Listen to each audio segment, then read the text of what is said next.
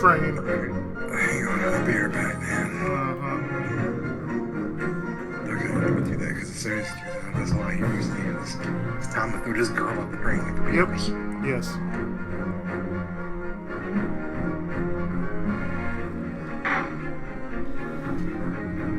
Investigation 2, second act. We're just gonna finish it tonight.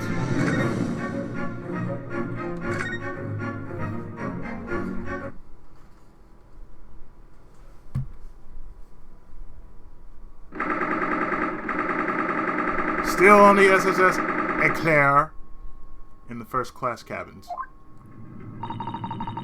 I can't believe he threw us out. And I can't believe we didn't manage to learn anything about that speckled band.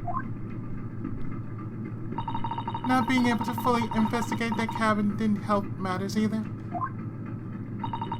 Worst of all,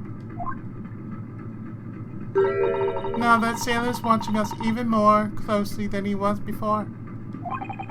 Not like he's staring daggers at me. Oh, come to think of it!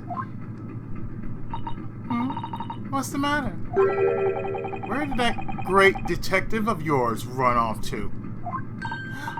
Now that you mention it, I haven't seen him skulking about for a while now. When did he slip away? He dutifully cuffed me again, then vanished into thin air. The ass.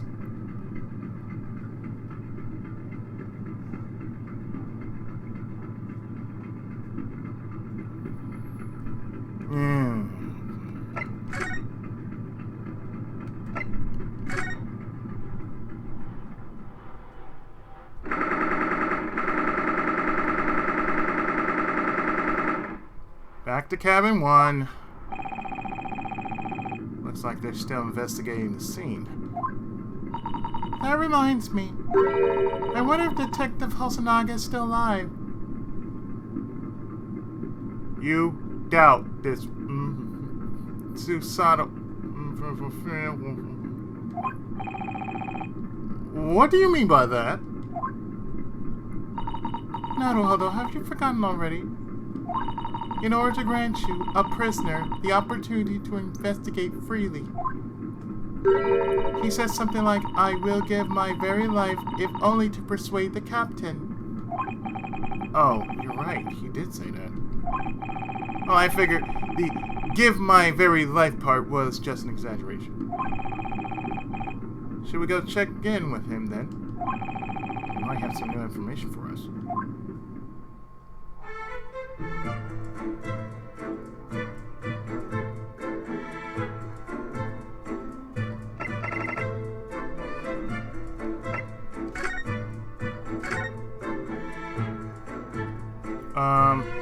He's right here.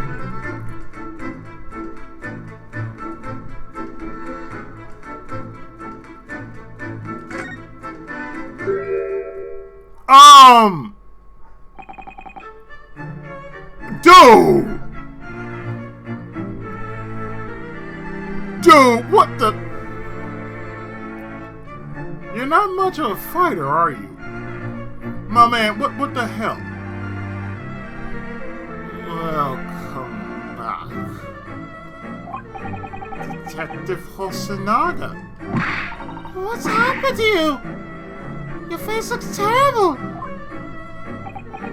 Yes. Please do not be alarmed. It's just a few bumps and bruises. I don't think I described that as just a few bumps and bruises at all.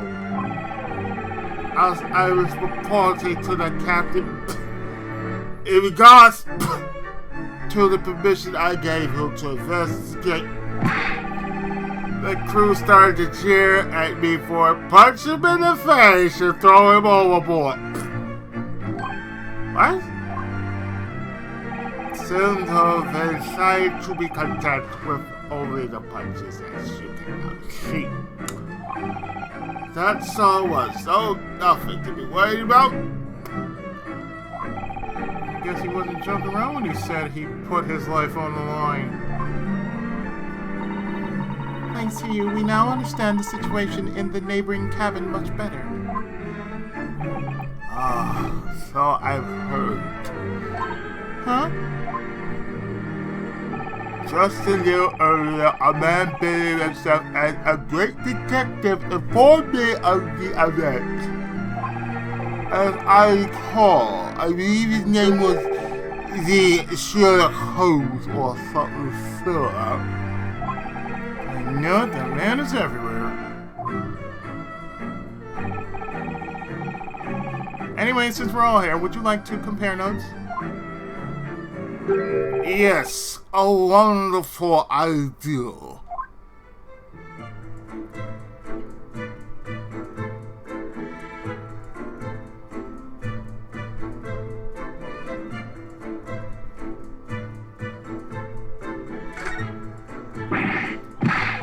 Can you believe it? Nikomina Bolshevich is in the cabin right next to us. Oh, you know who she is? For love of ballet, it would be not possible to have heard of that lovely fairy.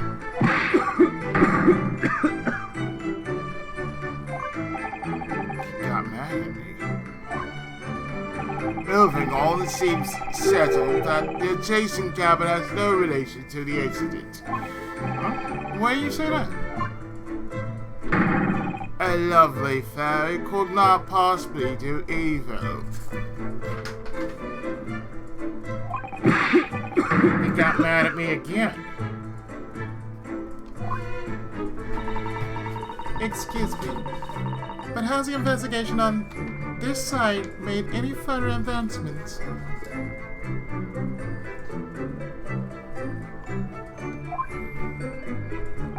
To be perfectly honest, there's not much we are able to do right now. We have our hands full ensuring the scene stays untouched until Hong Kong police arrive.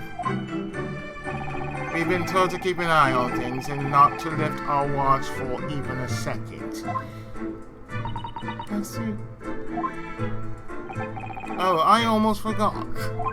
I do have one piece of information. Oh? Please tell us anything you can.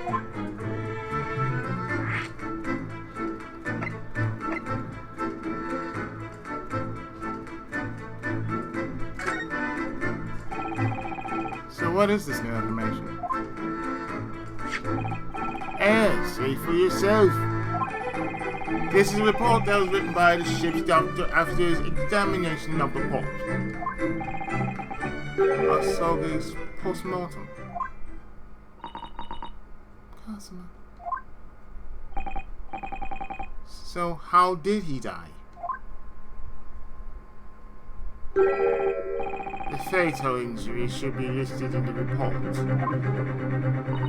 His neck was broken, it seems.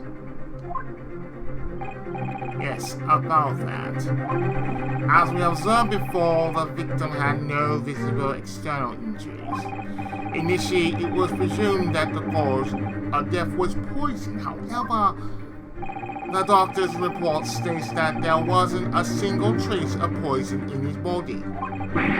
Then what was the murder weapon? That could not be determined since there were no external injuries. I fear he may have been bludgeoned with some kind of blunt object that left no wound. I see.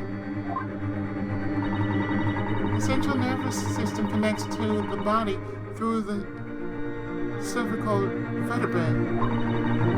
If one received a strong blow there, death without visible injury is not unlikely.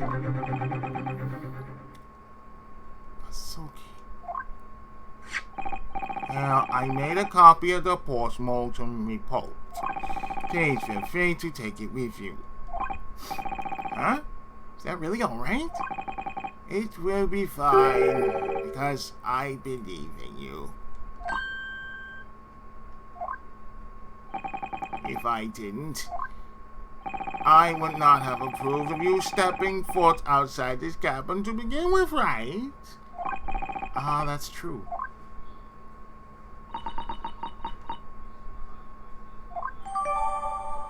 So we got the autopsy.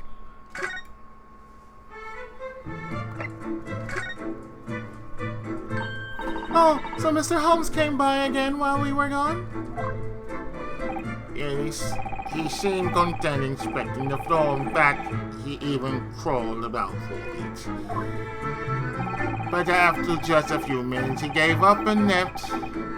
Seemed rather restless and impatient.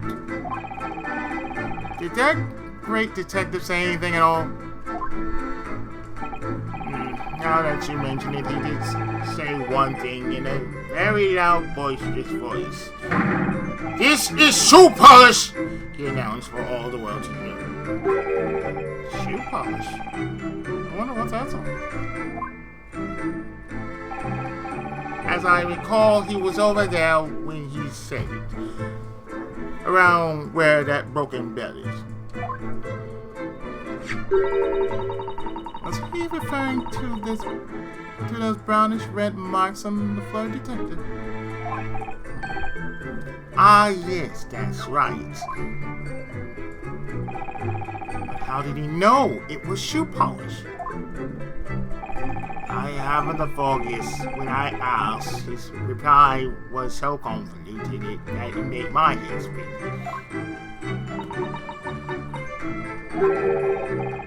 Is something wrong, Susato? Come to think of it,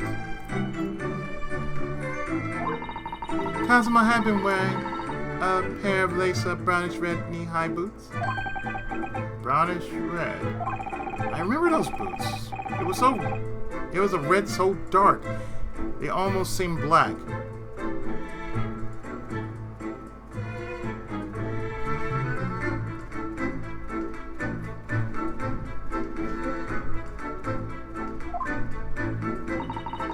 He often tended to them with a polish that was a color much like red wine. Ah, so then that would make these the marks of a soggy shoe polish. Floor markings.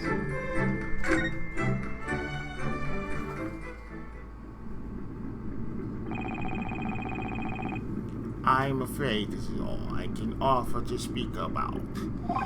I have to return to my post soon. I can feel the sailor's eyes boring a hole into my head. I understand. Thank you very much.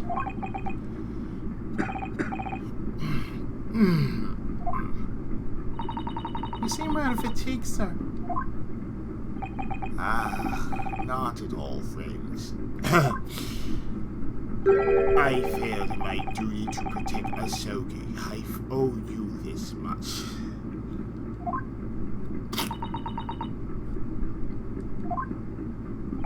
Of course, my suffering is trivial compared to what you two must be going through. Moreover, my head has been hurting since this morning.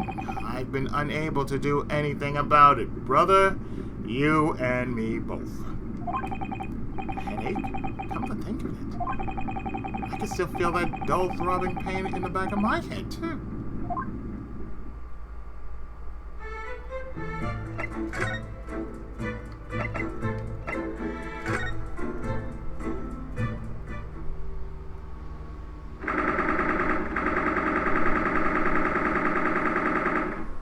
Not much change. Oh, look, Naruto! Mr. Stroganoff is nowhere to be seen! What? You know that extremely brawny Russian sailor from before? Why do Russian names have to be so tough to remember?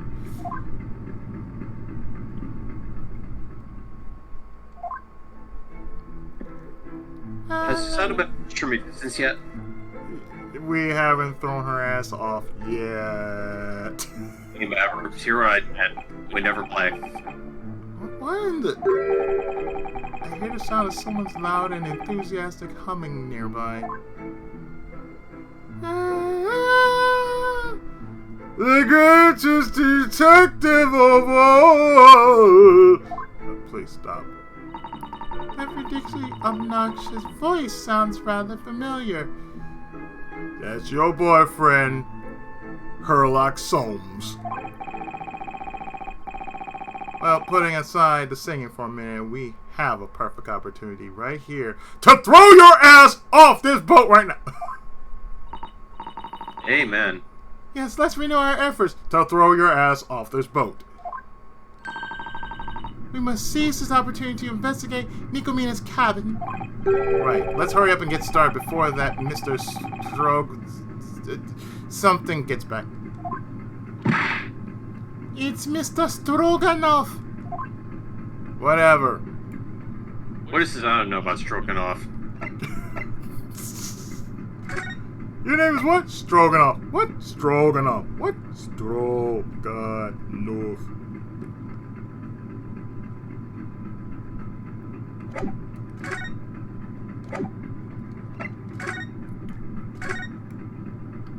Yes, again. One more. What the hell, man? Ah, that's Mr. Holmes. Wow, you never know what'll pop up next. Who's that? Pokemon! Oh, Oh god. It's John Cena! oh god! Oh god, again. Alright. He appeared to be stealing glances at something between hums. Okay. Da, da, da, the greatest detective of all. Even though we're clearly staring right at him, he's still singing his heart out. Marty! Mod Skipper, it's Marty! Mod Skipper. Wait, what? He does seem to be in high spirits. Oh, his name, his wondrous name.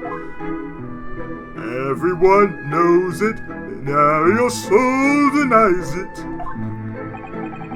Excuse me? Low yet supreme. Yes, his name is Sherlock Holmes! Died! What? You did!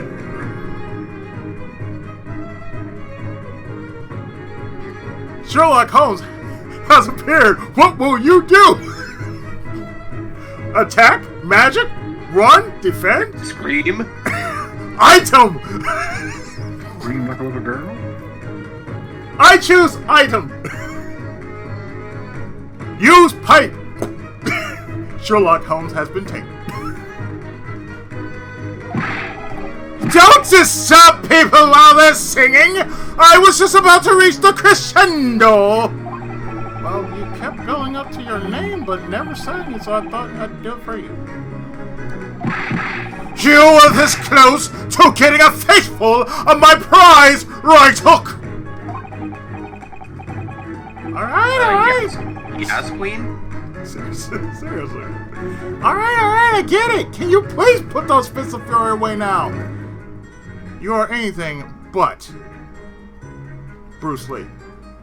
God rest him.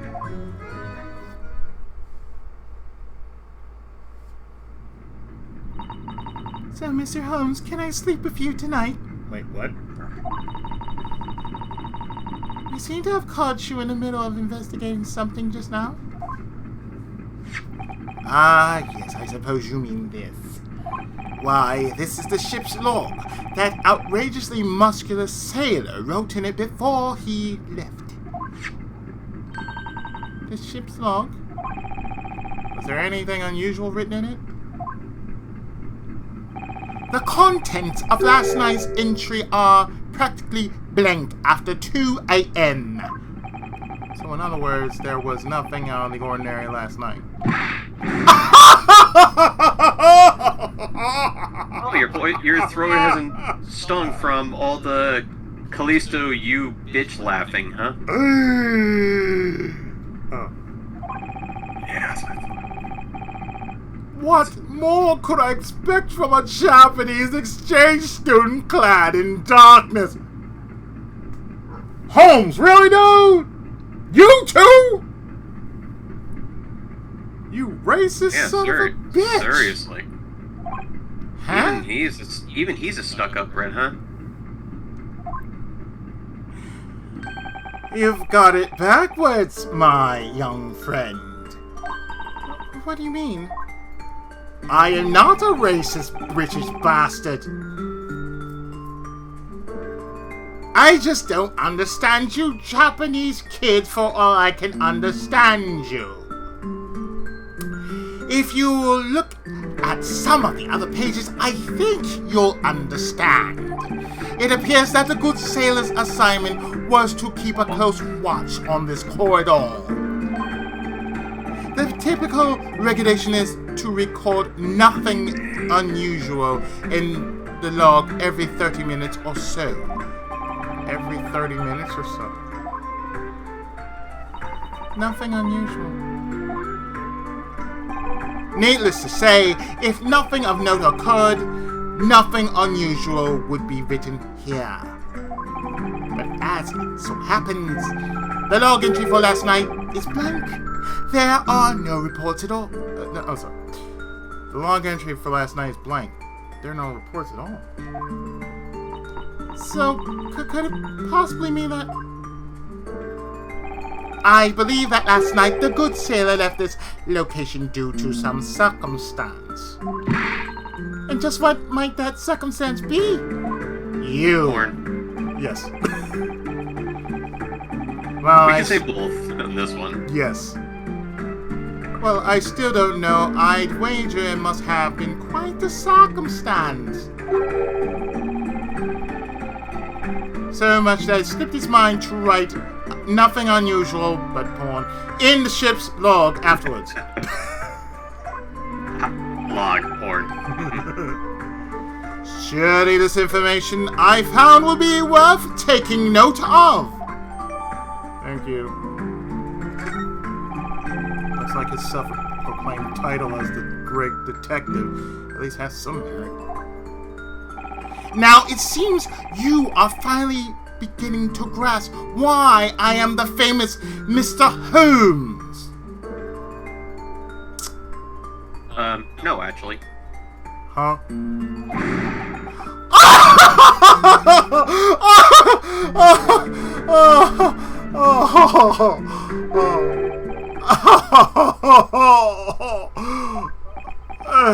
Is something wrong? No, I'm fine. My head has just been rather heavy today. Perhaps one could say it's pounding. You too? I bet it is. Have you taken some Tylenol? Well then, ladies and gentlemen, may our paths cross again soon. That humming is finally trailing off. So close now. God, this game is so freaking brutal. What's on your mind, Susato? You seem to be lost in thought. Do I need to throw you over? No, you know what? I got a better idea. Bring Susato here. I need her as one of the nameless. Well, to be honest, The last 2 missions I've been doing, I've been borderline unfair. Oh. Well, to be honest, mine has been hurting too. Yeah, you can't take over this base plate. Don't try. Ever since this morning, my head has felt so heavy for some reason. Yeah, it's called PMS, dear. That's what it's called. It's like a constant pounding. So you too, then. Does that mean I'm on my period? Considering the number of throws, the answer is yes. I must have been too happy. Yes, you must have been.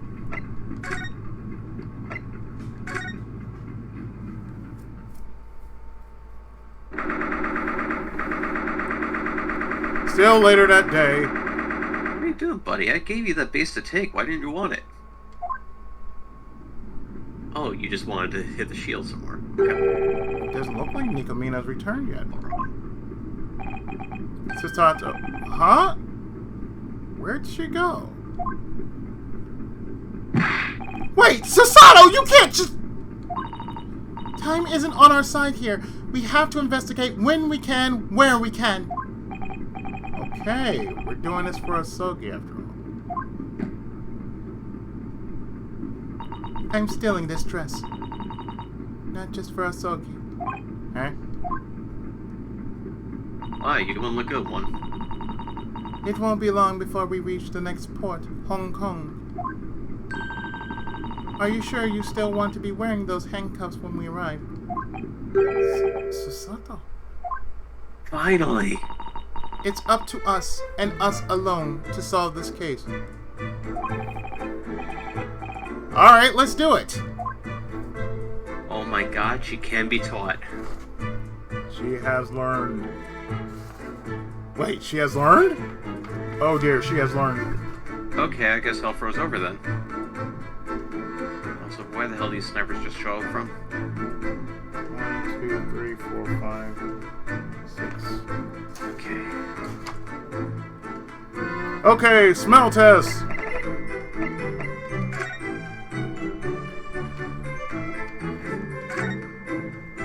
Naruhodo, are you still here? Yes, I've been here the whole time. Oh, good. I was worried that if I took my eyes off you, you'd go shut yourself up in that wardrobe. Do you think I'm some kind of freak who lives just to jump inside every available wardrobe? From the looks of it, I don't think either of us would fit in here. It's full of beautiful garments.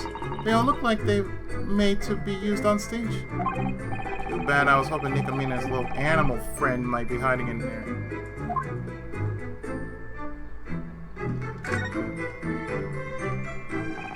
So this air duct's connected to Asogi's cabin, right?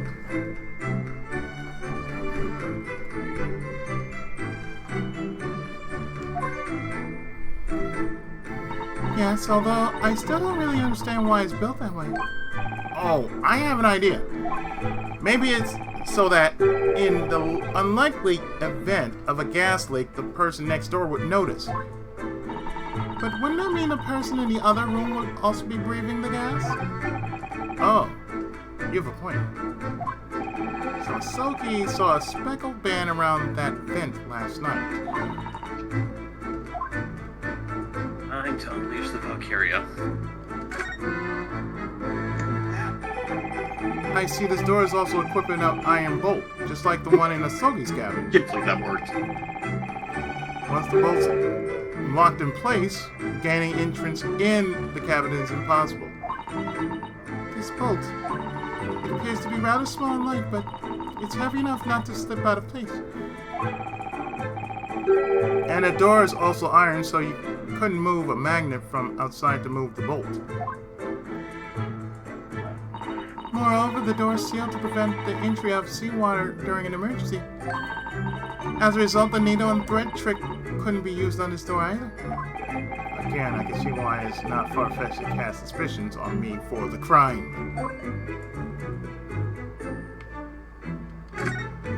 Really? 1, 2, 3, 4. Fuck that stage. Seriously. These books have all fallen over. Not a single one's left standing. Is that a statuette of a guardian god of the sea? It's fallen on its side. Wait a minute, I feel like we've seen something like this before. Remember Asogi's cabin? Do you think, by any chance, that Nikomina knocked all these things over when she was practicing her dancing? Was she really working on her dancing the first day after she defected? I gotta get out. Alright. Yep. Well then. Almighty. Did you make her lose her temper, causing her to knock everything down in her fury? Susato, what the fuck, girl? Like I've been saying. I'm just gonna stay all the way over here. I'm fine with having Riola and Imka on my side. You can handle you can take No Susato. kidding. I don't want her. Like I've been saying, please stop blaming everything that happens on me. Anyway, let me put Blame things Ryuno. back. Hashtag blame Ryunosuke. Like, you're here because you did this. Wait, I did what? Anyway, let me put things back as they were. This would also bother me otherwise.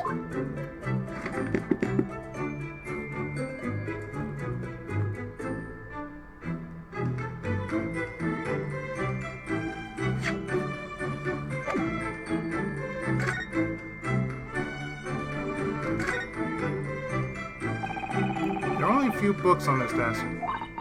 Well, Nikamina did only just arrive in this cabin last night, after all. On that topic, I wonder what kinds of books she reads. Good question. Let's take a look here.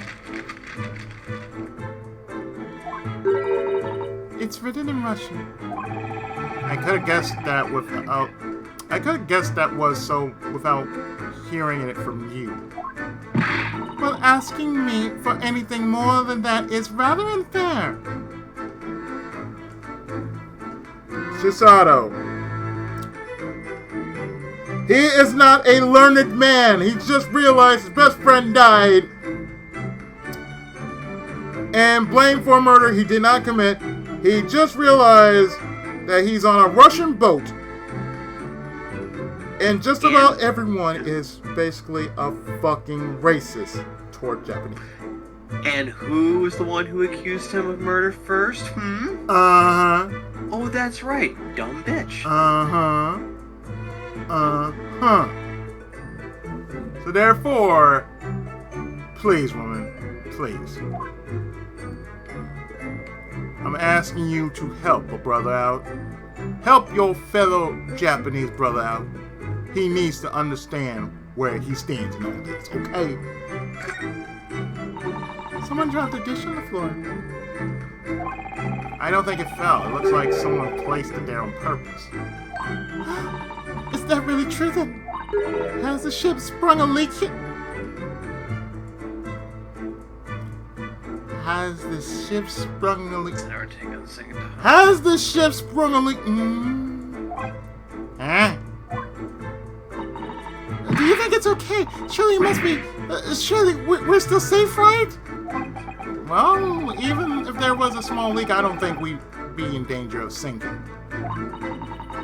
That makes sense, right? Right? We're going to be just fine. Can I throw you? Wow.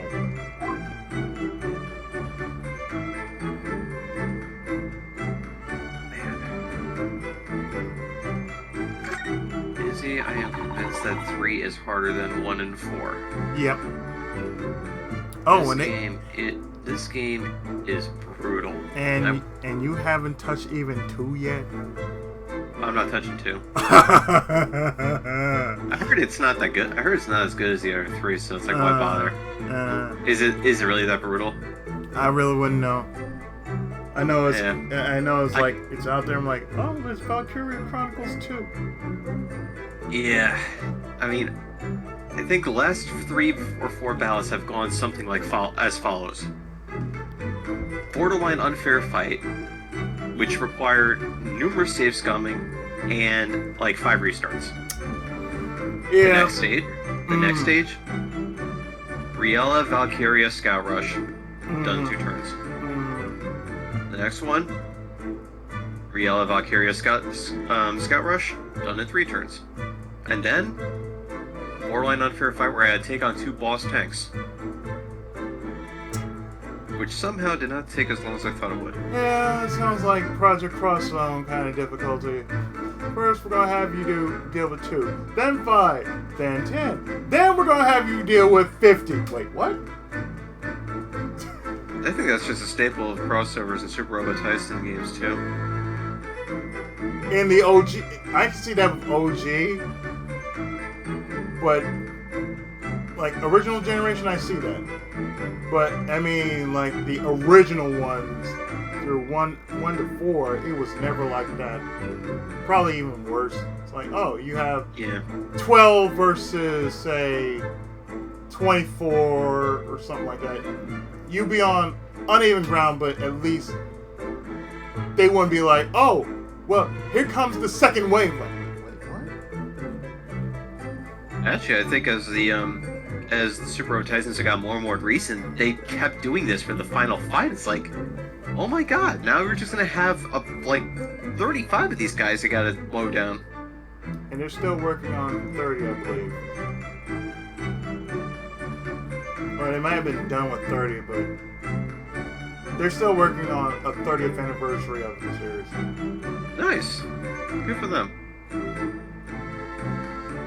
It's like, well, guess what? we got Super Robot Tyson, the 30th anniversary edition. I said, we're gonna probably add some more characters. Like, all right. Oh, you know they're gonna go nuts with that one. Yeah, I can already picture they're gonna slap Gridman in there. It's like, okay, Oh, they're gonna slap some new shit on us. Like we got some J-Decker, some Gridman. Like, oh shit. It's gonna be Sunrise Central in that one. Oh god, yes. It's gonna be a sunrise orgasm the way things are going. There's nothing inside the teapot. Starting 2 and 5 this time, and we gotta take out Zig. Camps at 3 and 4, not an issue. Russians are known to drink a lot because their throats are always dry, right? Scout, Trooper, and Sniper. More likely, since Nikomina arrived last night, she hasn't had time to make any tea yet. This is rather I suppose either one could be correct. But I bet 2 copper coins because because their throats are always dry. Now you're just being stubborn, Naruhodo. No, that's not being stubborn. The SSS El Claire's ship regulations are also posted here in this cabin. Do not store any dangerous goods such as weapons or animals in the cabins. Nikomina must have seen this notice before hiding her animal in the trunk. Her friend, as it were. But now her friend has disappeared from the trunk and gone missing. I suppose it might be enjoying a leisurely stroll through the ship. Then I pray Mr. Stroganoff doesn't find it and decide to throw it into the sea. Haha, Stroganoff. I know. That would so be mature. pretty bad. That would be pretty bad. Alright, I'm keeping this. What I'm going to do is I'm going to give myself this.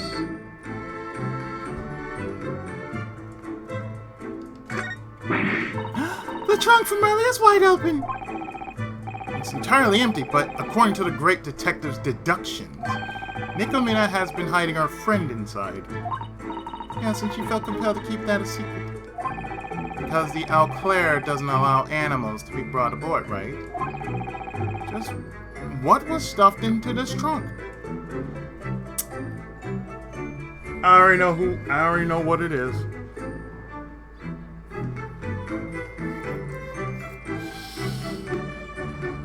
I already know what it is. And where it could have gone since we were last in here.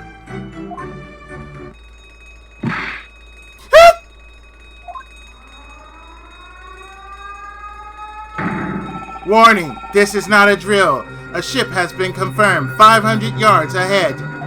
We will make a sharp turn to avoid collision. All hands, prepare for possible impact. What's happening? It sounds as if our ship is about to collide with another one.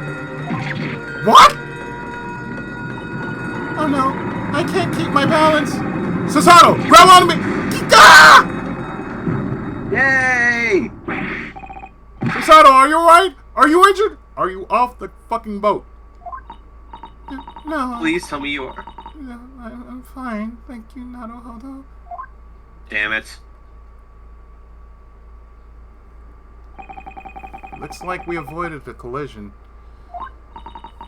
The ship. Looks like we've stopped.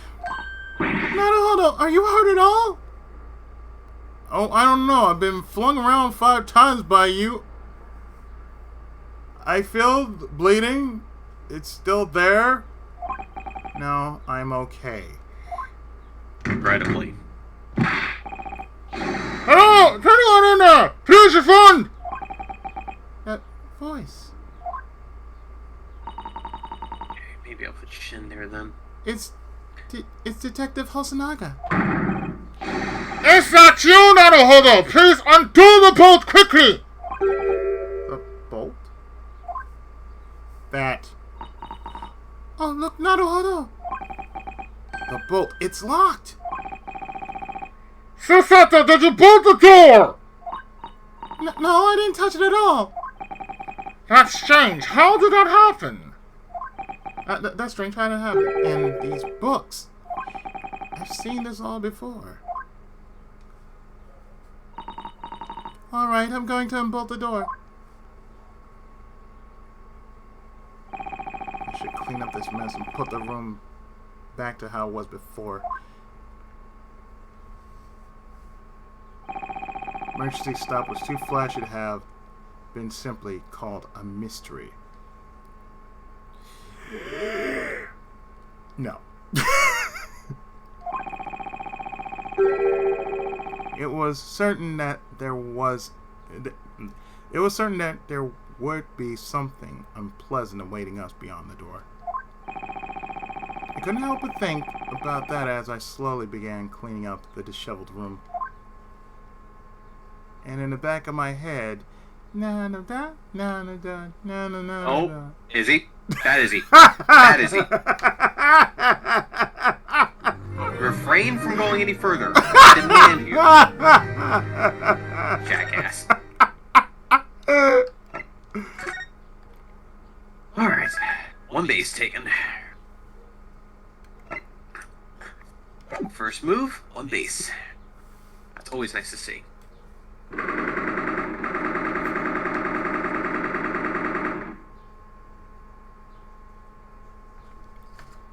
Still in Nico Mina's cabin. The door had somehow been bolted shut during the ship's emergency maneuvers. Susato drew in a deep breath and wordlessly unbolted the latch.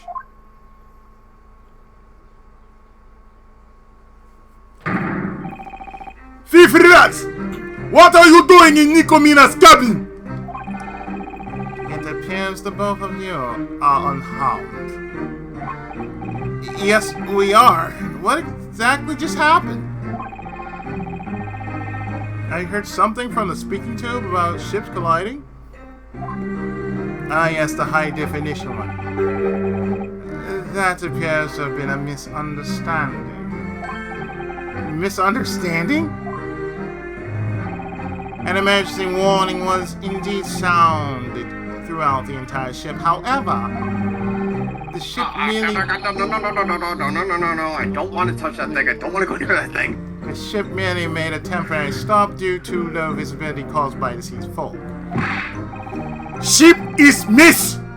Passengers going crazy! And Captain red with fury! At the moment, only the first class area remains calm. I see.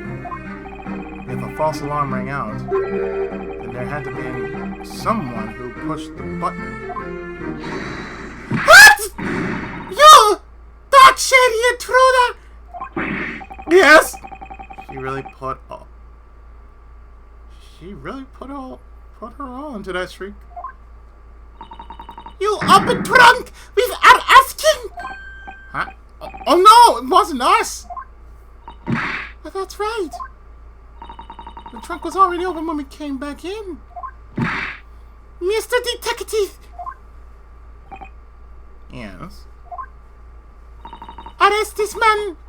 I am knowing everything. This man is murderer too, yes? Exactly! And story too! Hey, arrest him for trespassing! He saw me naked! No I didn't. Murderer, story, trespasser! No into your trouble, Easter! I really can't excuse myself from this one. Ship has solitary cell. You go in isolation now. We've been in isolation since 2019, sir. We arrive at Hong Kong tomorrow. Then you arrive in police custody. Isolation? Again. Detective Hosenaga, isn't there anything we can do? We are on a Russian ship. I have no authority as an officer of the law here. while I convince the captain to be lenient before I fear that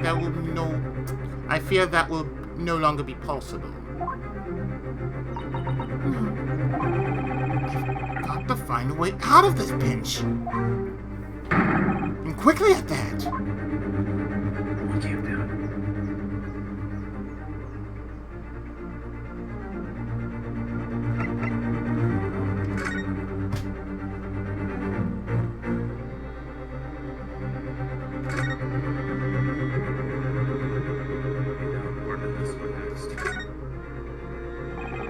Excuse me, Nikami, get out.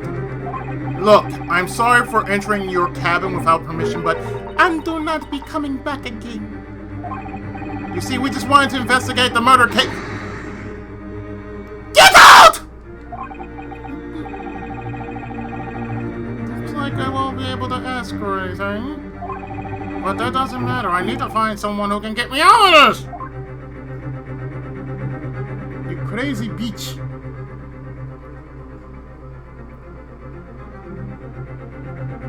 That audacious thing is done. Let's see if we can take on Area 2 next. If need be. I don't need Area 2. Shit. I don't need Area 2. The fuck? What are you doing over there, Holmes? What? Exactly what I just said! What are you doing over there? Your name is a dreamer. Mr. Sherlock Holmes? Oh, you know, I wanted to feel the weight of 20,000 rubles on my head. For you see, a detective must be able to comprehend anything and everything. I swear... You set a shining example by your continuous stupidity. Really? I swear there were no shenanigans afoot. Indeed, I would never steal from anyone. Putting that aside, why were you hanging from the close hook on the wall? That I simply wanted to experience the profundity of being 20,000 rubles. You wanted to experience the profundity of... What? And to crush that cheeky hook poking its head out of the wall with a snap! No use, I honestly can't figure out what in the world he's talking about. Are you that self-proclaimed great detective? Hello, good detective. I've been looking for all of you, actually.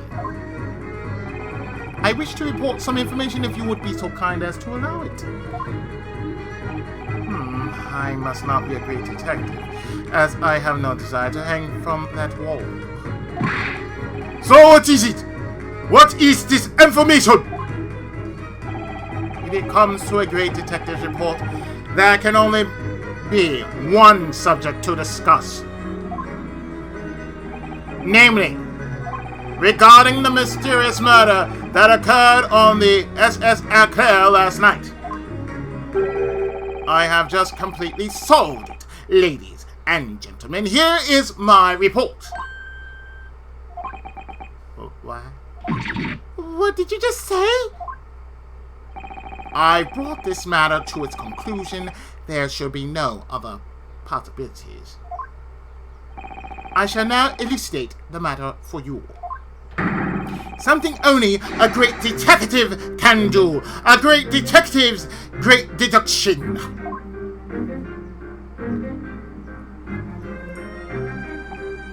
Ha! Solved! What nonsense is this? We already knowing identity of culprit. It is two-way in handcuffs. No other possibility. It wasn't me! Yet there are no other individuals who could have carried out the murder. After all, the cabin was locked from within by the bolt on the latch.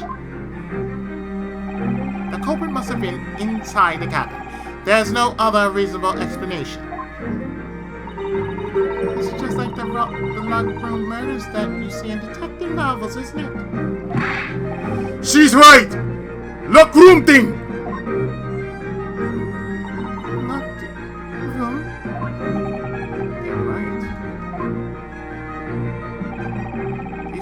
might possibly be unbolted from the other side, but I'm sorry to disappoint you all, but that cabin was not a perfect locked room. Huh? There is, in fact, one other entrance to the crime scene. That entrance was the one used by the culprit when the crime was committed.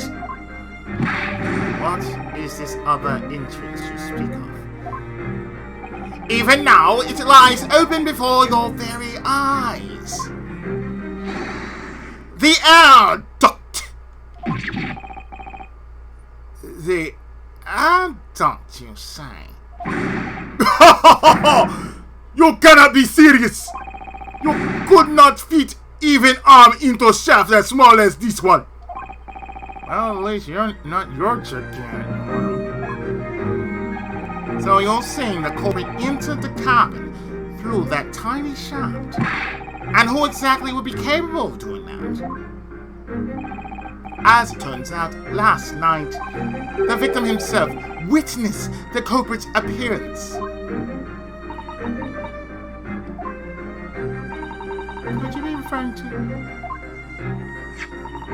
the contents of the journal we found on Cosmo's desk? 1 hour and 23 minutes after midnight, I heard a sound like a low whistle. That low whistle would sound like this.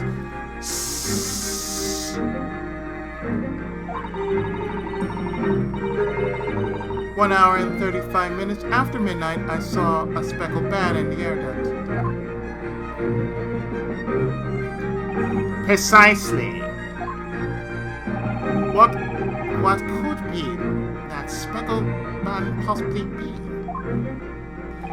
The answer to that mystery is hiding somewhere in this very room.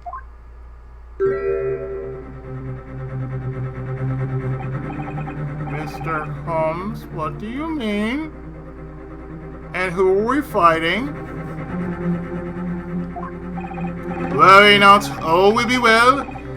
There may be a bit of rookishness there. Feast your eyes as I unveil something truly mystifying yet intriguing. There! Oh! A cat. What the fu- Never mind.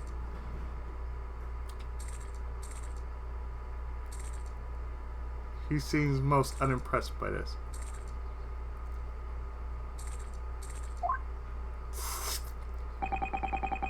Ladies and gentlemen, allow me the pleasure of introducing the true identity of the fearsome speckled bat. That's a snake, isn't it? Just said.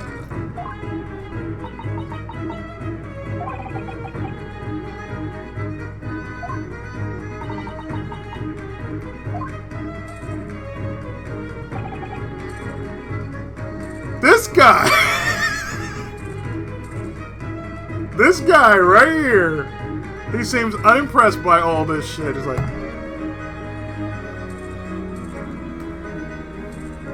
someone please get snake off me. Someone please. Please get snake off me. Please. Losing consciousness. Really, dude? Did you really just put 3 fucking snipers reinforce 3 fucking snipers in one area like that? Bunch up 2? What type of clusterfuck are you running here? Would you be surprised by that? Mm-hmm. Oh crap. Now I see what clusterfuck you're running. Mm-hmm. These aren't ordinary snipers.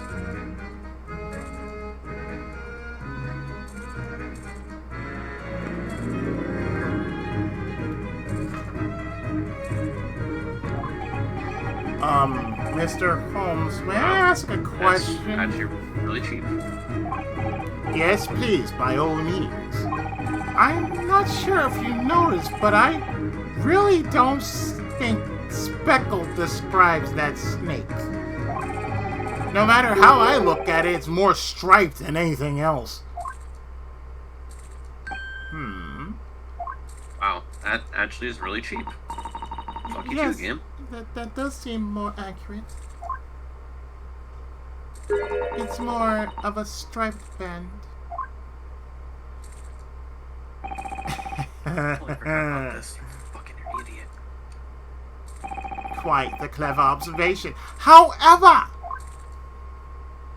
what if I were to tell you that this very fact is part of the culprit's devious trap?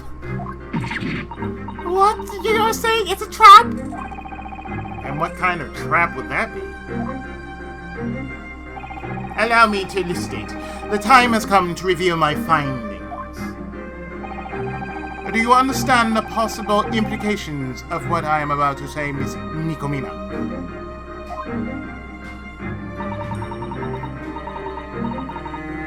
The Japanese man died. Very sad. But that is all. I am doing nothing. Nothing at all. Just like the last time. I have come to two conclusions. First of all, last night your friend slithered into the victim's cabin.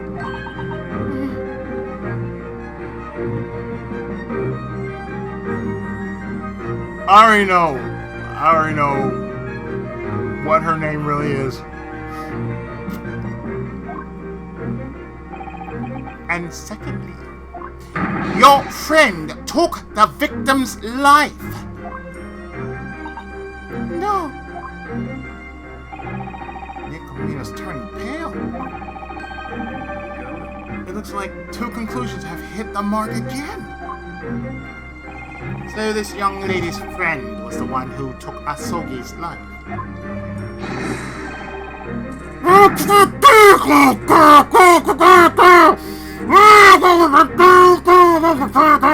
That snake's got him in a vice grip. He can't even speak.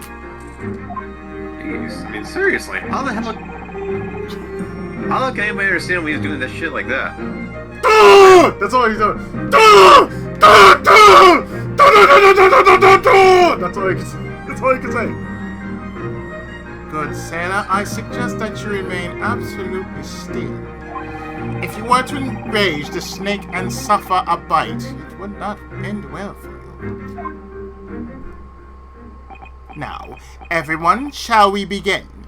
Come, one and all, to Sherlock Holmes' Theatre of Logic and Reason. Oh god, no. Oh god, yes. We're not going to even insinuate. It's either that or logic chess in Gyakuten Kenjutsu. Oh god, and investigations too? Yes. Ugh.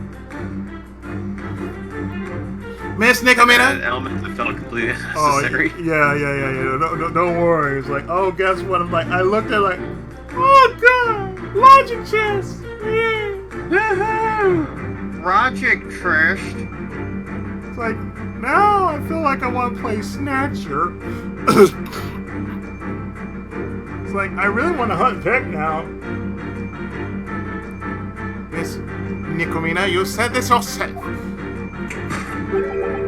I am knowing nothing at all. However, you are unable to lie to yourself.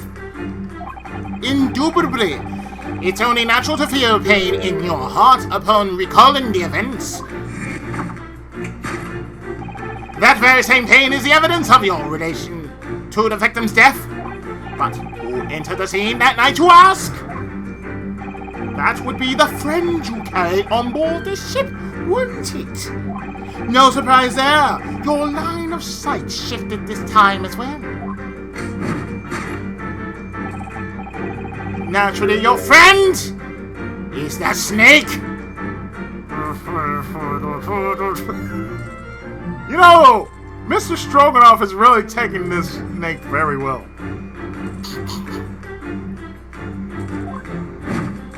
However, if that were the case, one problem presents itself. Please get snake off me, please. Please get snake off me. I feel nothing. I know nothing. It was a speckled band that was witnessed by the victim last night. And yet...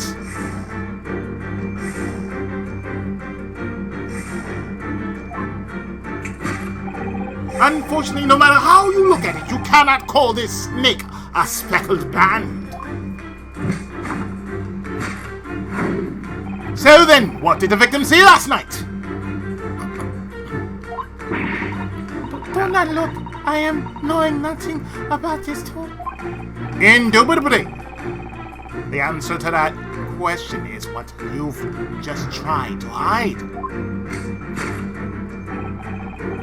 Thus, it is that snake skin without a doubt. Indubitably. After that incident, your friend shed its skin. Isn't that right? What are you talking about? Last night, the snake covered in speckles sneaked through that entrance over there. Guided by the core bell, it slowly slithered down into the room. In the dim light, the victim saw it as a speckled band. Therefore, the identity of your friend who sneaked onto the scene is a most unusual snake, capable of changing its appearance by shedding. I wonder if such a snake exists within the realms of India. Speckled snake. That's your conclusion? Oh no. Topic 2. Fatal injury. And next, let us get into the core of his death. How and why was the victim's life robbed from him? From the information I have, a corpse did not show a single trace of external injury.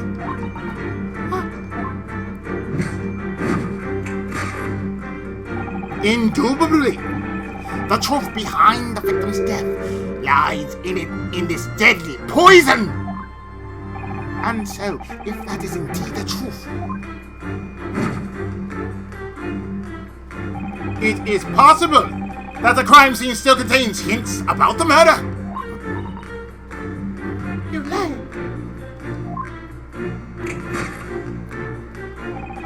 Indubitably, examining the corpse will let us prove the cause of death. There should be a small, near invisible trace of a venomous fang on the victim's body. The trace of your friend, the terrible venomous snake's bite. What are you talking about? Miss Nikomina, it is pointless to feign ignorance. After the incident, you made sure to hide everything, correct? Indubitably, your line of sight leads straight to the location of concealment.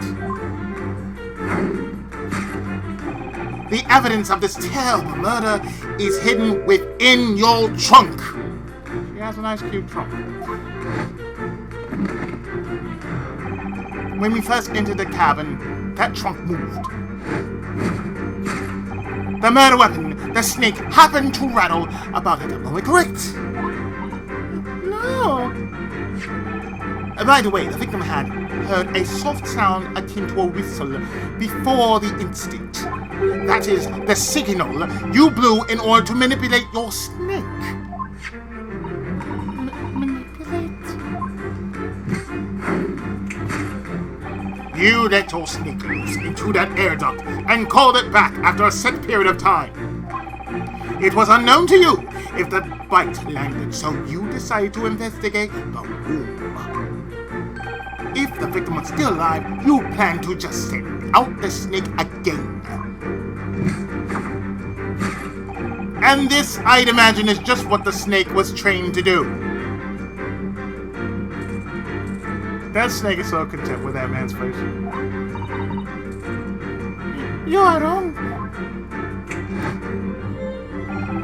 Guided by the whole bell from the entrance, it took one little bite with its venomous fangs. That venom ran through the victim's body, snuffing out his life's ember for all eternity. That is precisely the true identity of the Speckled Band, which robbed the victim's life. I can only hope that my deduction's incorrect. Venomous snake bite. Okay, you want me to break that shit down?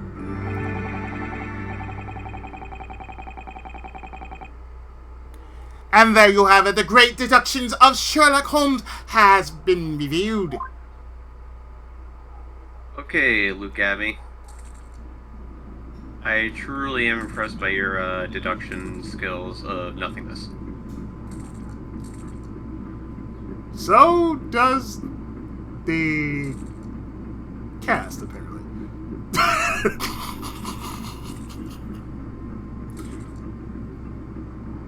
Yes!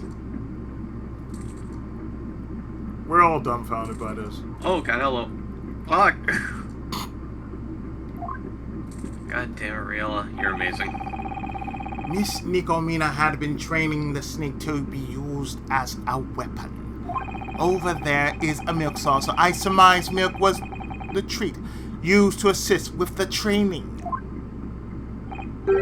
Wow. This time the mystery's solved for sure.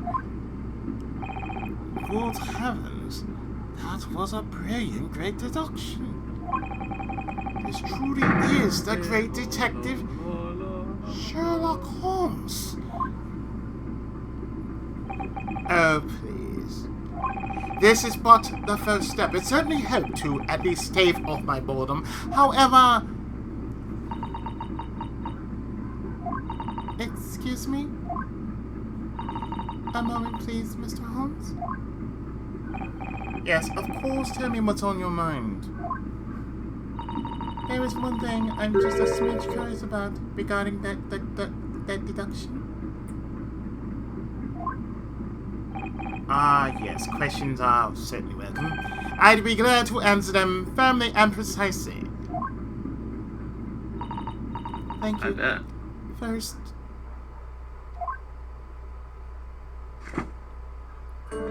Snakes are born from eggs, therefore they are classified as reptiles. I see. You know your stuff. Reptiles do not drink milk. Huh? The only animals that would willingly drink milk are mammals.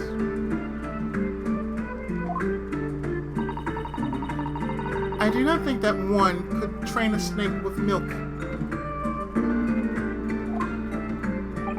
Ah, yes.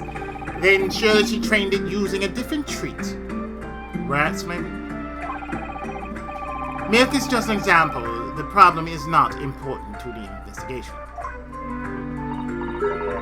Next, snakes do not have ears. Therefore, I do not think it would be possible to manipulate the creature with a whistle. However, you know those stories. There's talk of snakes that twirl and dance to flutes in the land of Arabia. But the flute is played to match the movements of the snake, not the other way around. Is that so? No arms, legs, or ears. Just how simple of a creature are you, snake? Please don't take your frustration out on the snake. Snake? Snake! Snake! So, may I move on to my next point? There's more? A snake uses the scales on its stomach to move. It would be impossible.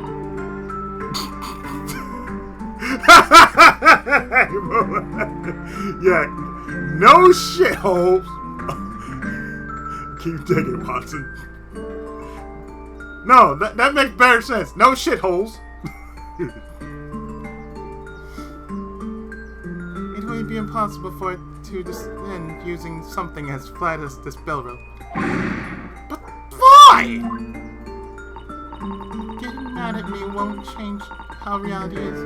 Anyway, even if you send a snake through the air duct, it cannot return by itself. Therefore, no matter how you look at it, it would be very difficult for a snake to commit this crime.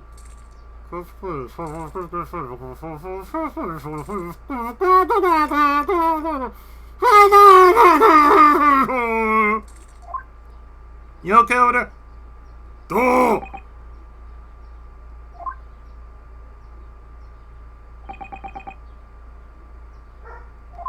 We are not amused.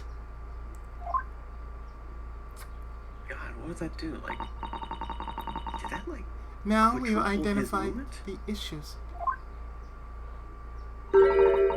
It's time to do it again, Naruhodo. By do it, do you mean in front of everyone? With you? Yeah. Hell no.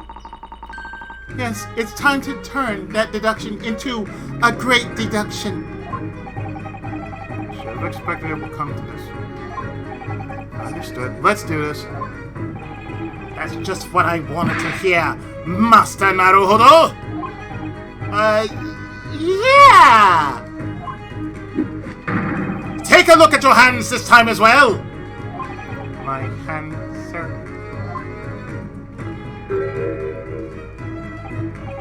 Again. The handcuffs are gone. Ah! When did you... And like before, there's no need to worry. You can have them back when we're finished. Trust me, I'm not very worried about it. Now, everyone, shall we begin? Come one and all to Sherlock Holmes' Theatre of Logic and Reason. Oh God. This guy is so freaking hung up on that sort of thing. He's making Lord Artorias say, "Enough's enough, dude." Yeah, really? Miss Nicolata, you said this yourself? I am not knowing nothing at all. However, you are unable to lie to yourself. Indubitably, it's only natural to feel pain in your heart upon recalling the events. Mina really does look like she's in a great deal of pain. Yes, indeed. She appears to feel truly guilty about Cosmo's death. What? But considering her obvious confusion at what Mr. Holmes was saying, there's most likely a different meaning to her facial expression. Well then, let's make sure we thoroughly inspect Nikomina.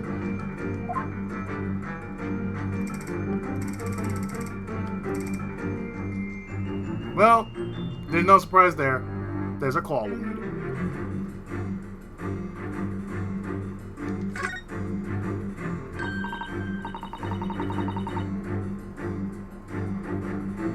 Look at this.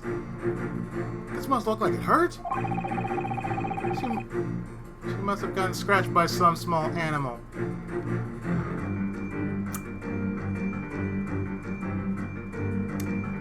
We know what small animal that is. Not only that, but it looks like it happened recently. But I don't recall seeing any kind of small animal around here.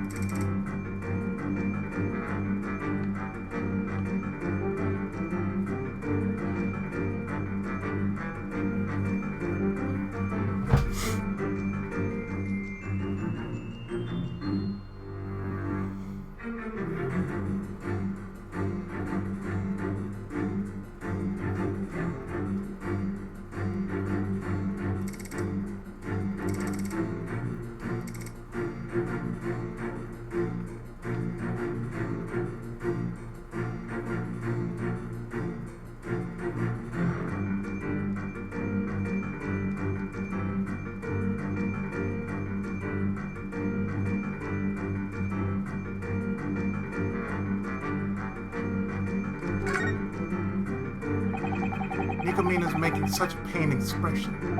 Indeed, I am certain that this expression shows her true feelings. But now that I look at her more closely, it looks like she's glancing somewhere else. Somewhere else, you say? There, another place where she's hurt. Try examining further.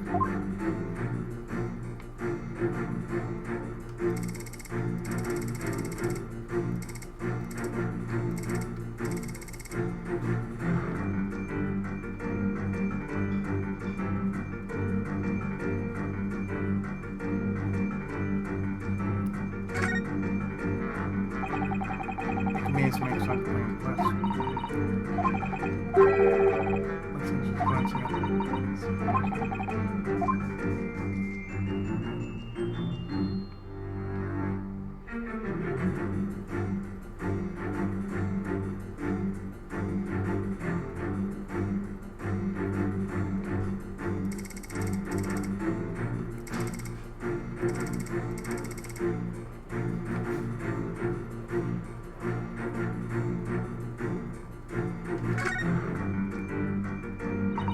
Her dainty ears, akin to pink seashells, are peeping out of her beautiful hair. There seems to be something hanging down from her ear. That's an earring. It's like a crescent moon shaped out of wood. My, it's so very lovely. Women sure love accessorizing, don't they? I'm not saying jack the shit.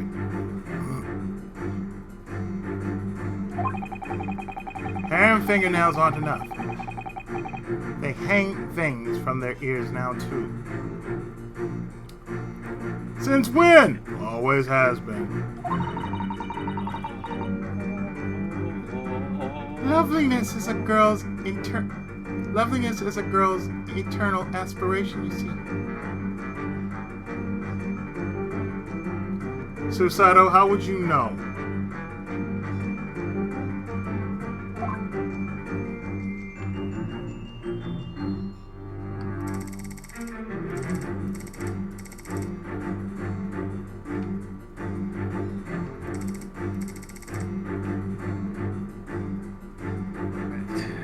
Man.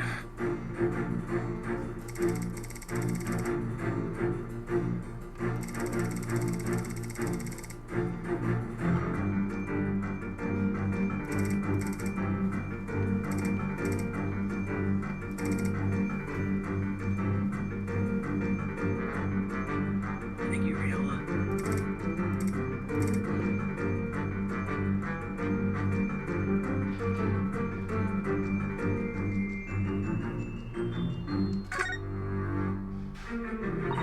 Her dainty ears can be... What's that? There's something attached to her ear. Are you seriously zooming in on a girl's ear? Seriously, like zoomed in on Okay, the girl. this is turning into CSI for idiots. That's most likely the metal fitting of her earring. An earring, huh? It's incredibly tiny. It's likely that the decoration has broken off. Right now, all that's left is just a metal attachment. Seems that Nikomina has yet to realize that the decoration has broken off.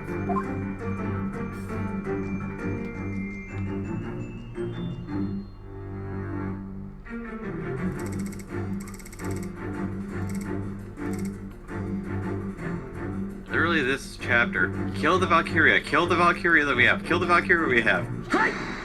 Riel turns into Valkyria. Run away! Run away! The claw wound! Indubitably, it's only natural Like, to... what? Needs curb your enthusiasm.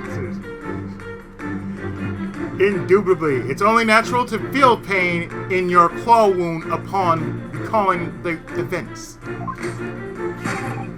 No doubt, from the looks of it, the wound is still fresh.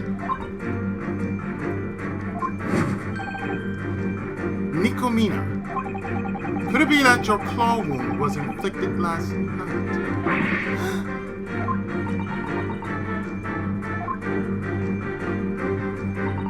I am regretting that man has died. And when I am regretting, this wound hurts.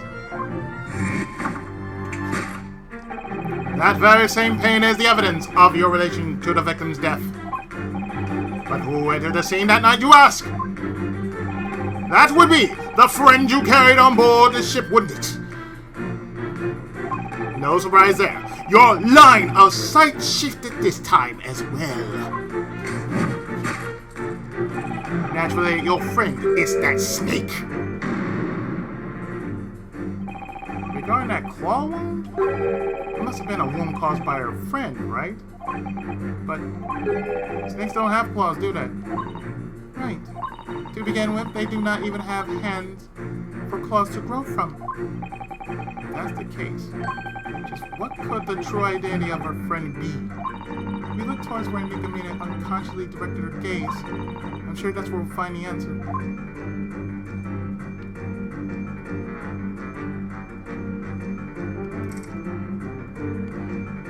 You mean the picture?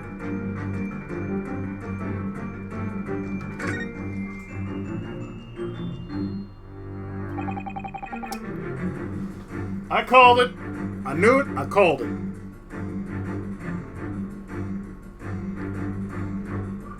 Cat parents know, damn it. Cat parents know.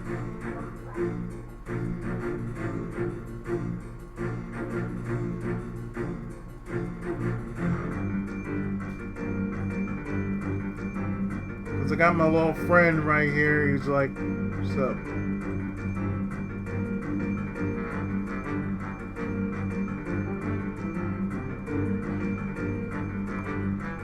This is a photograph.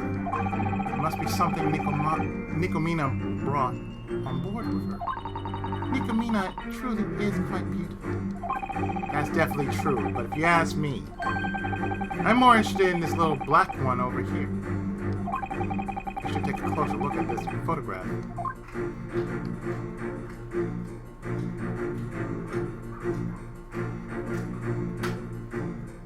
Your cat.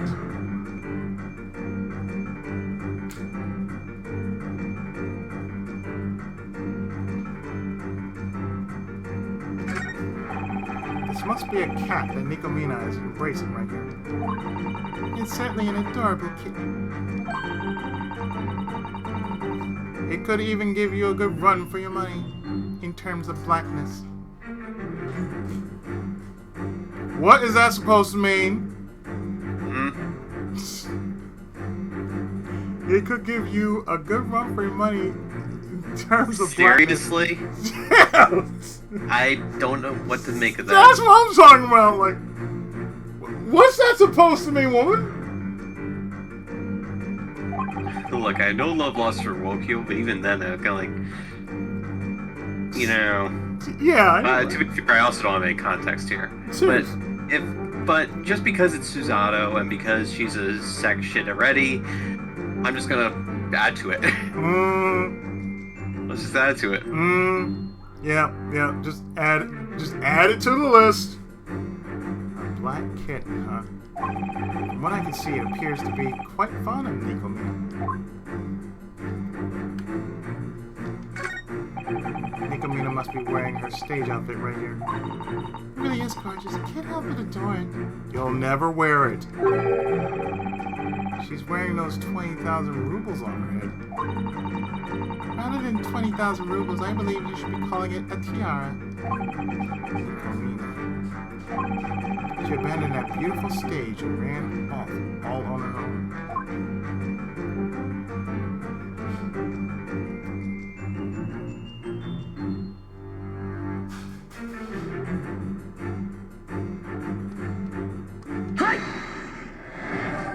Kitten!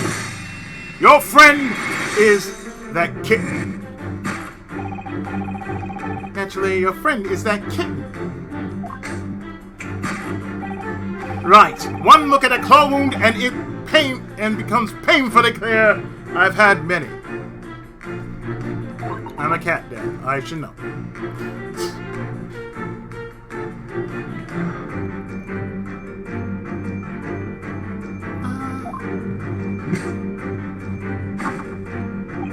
A black kitten. I don't know where it is right now, but mine's been run off. My big boy has run off.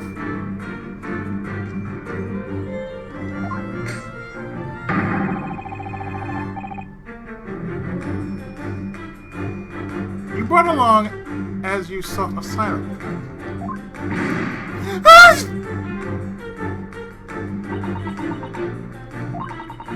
Blackie is my friend.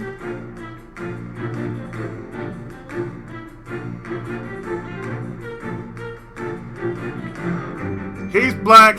He's black. He's blacker than black and all that.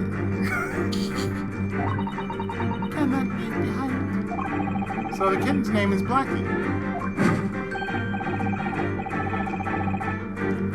However, if that was the case, then one problem presents itself. It was a speckled band that the victim witnessed last night. However,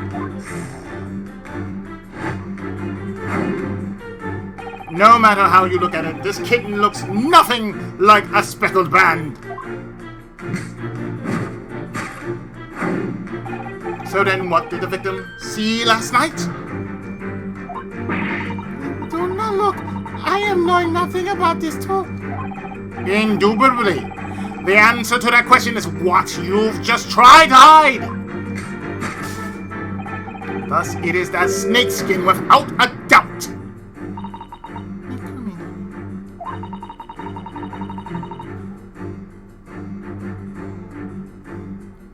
She took out what was in her pocket and hid it back behind her back without thinking.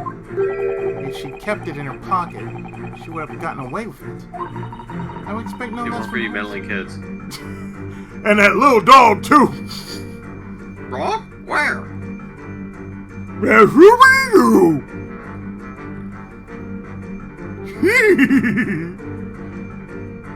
I would expect no less from Holmes' forte, his bluffs.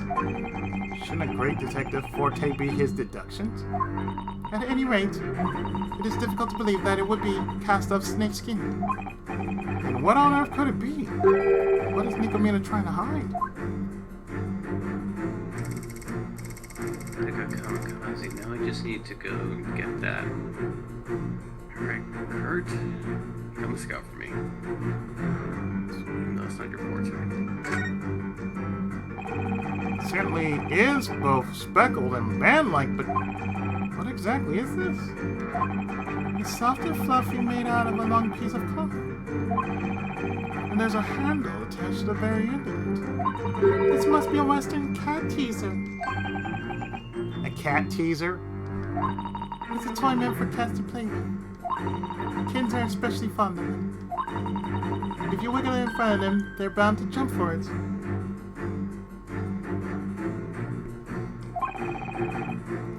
That sounds really adorable. Jump for your love? It's a cat toy! It's a cat toy? It's a cat.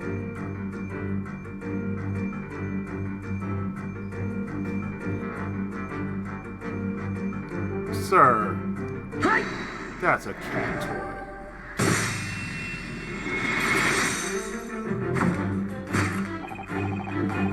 Thus, it is that cat toy without a doubt. Yes, in other words, that would be the true identity of the speckled band. You dangled that toy through the air duct, correct? You must have swung it quite fiercely. It's no surprise the victim caught sight of it. However, why would she do such a thing? That goes without saying. She hoped to use the toy, waving wildly, to catch her kitten's attention. Then, bewitched by that tantalizing toy, the kitten runs home and jumps into her arms. Oh. Indubitably, the identity of your friend that stole into the scene is none other than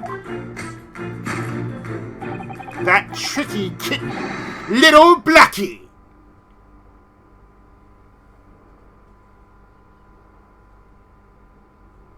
And they like to throw the black word all around.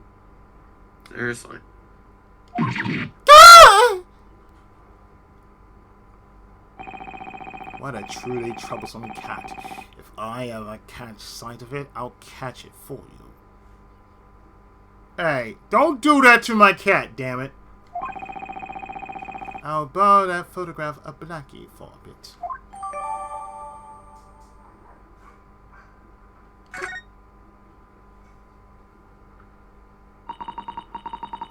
Last night I gave Blackie meal. Then Blackie scratched my hand, then ran to call bell. Before I could move, vanished into air duct. Blackie is bad kitty. Blackie is not a bad kitty. Damn it. She don't realize the one true thing about cats. They cat. Indeed. That's all any good cat parent needs to know. Cats will cat. Right. And paper will paper. Damn right. So our conclusion is a black kitten was the intruder. Now, about the fatal injury. Next, let's get into the core matter of his death. How and why was the victim's life robbed from him? From the information I have, the corpse did not show a single trace of external injury.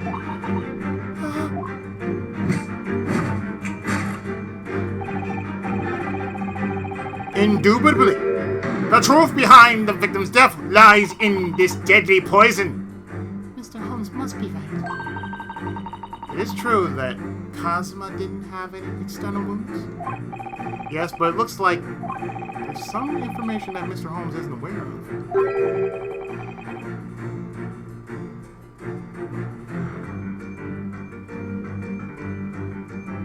So he didn't die from poison. That certainly appears to be the case. Let's tell him about that information. He better not. He'd be a disgrace to his katana they never used. I lied, he used it once. Hanachi's hair. Yes. And he's been ouchy every but he's still a disgrace to his katana. Yes.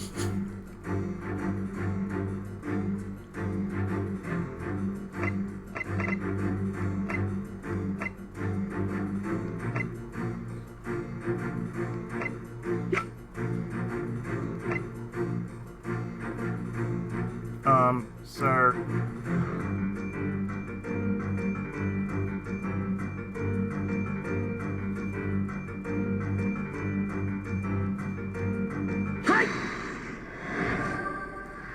This post-mortem!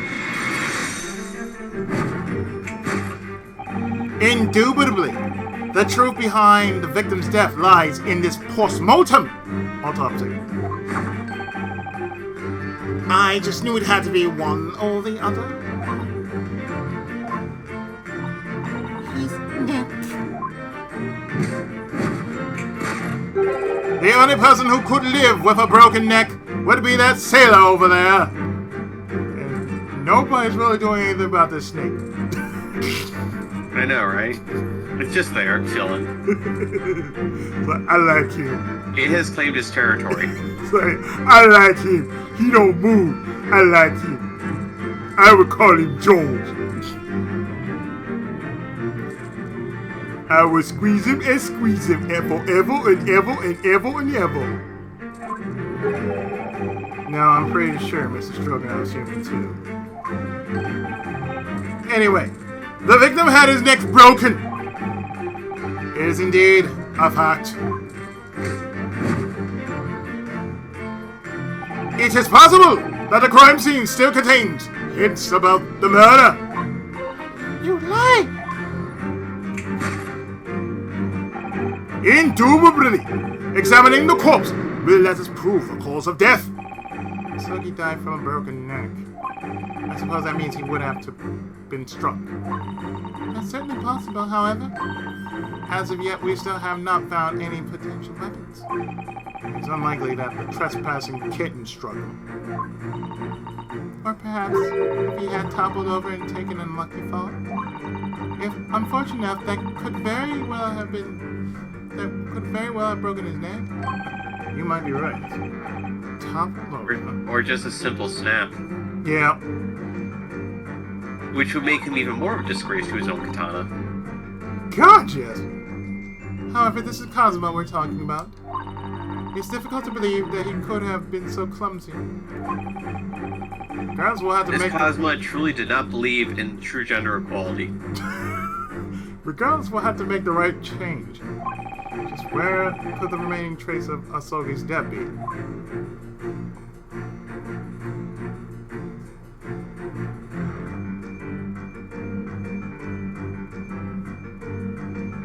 It's got a school badge. That'd be messed up. Yep. What's the one piece of evidence all the self-escape was involved? Phoenix, right? What do you think? It's my defense attorney badge. Yes, it is. Like, dang? Are you serious? Floor markings! Examining the floor markings. Indubitably, examining the floor markings will let us prove the cause of death. There really were traces left over. Traces of shoe polish on the floor. Please don't tell me the guy died by tripping and falling. Oh, this is gonna get stupid. It's already getting stupid. It's gonna get insanely stupid. Short polish. I examined it with my homemade analysis machine that I carry around for fun. That you carry around for fun?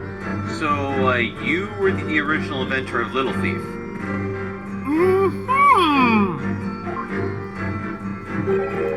Beeswax, tallow, and dye. The composition matches that of shoe polish perfectly. Zavadi. Furthermore, the color of the shoe polish is the same as Asogi's leather boots.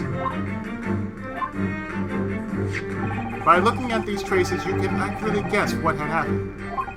It's likely that something caused him to lose his footing and tumble over. No.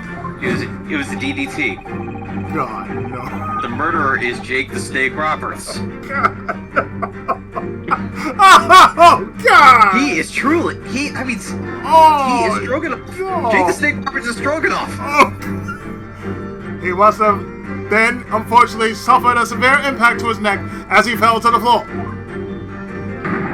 The instant the victim took that fatal injury to the cervical vertebrae, he took his last breath. No! Unless he fell down the stairs. I am not to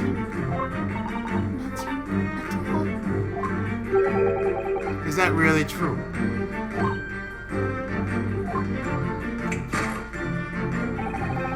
When the Liar, victim... you are not horrible at it. Seriously.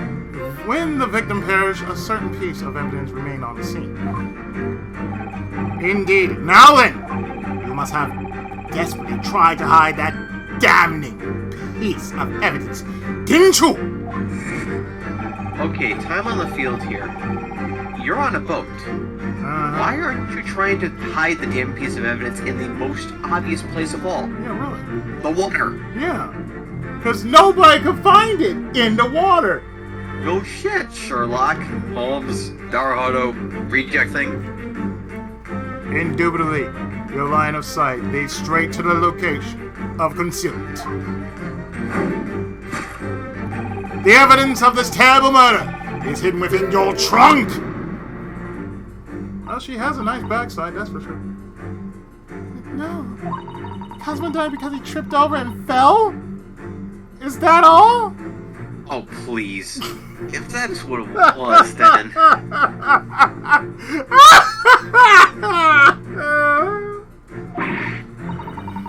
That must be a lie. I refuse to believe such a thing.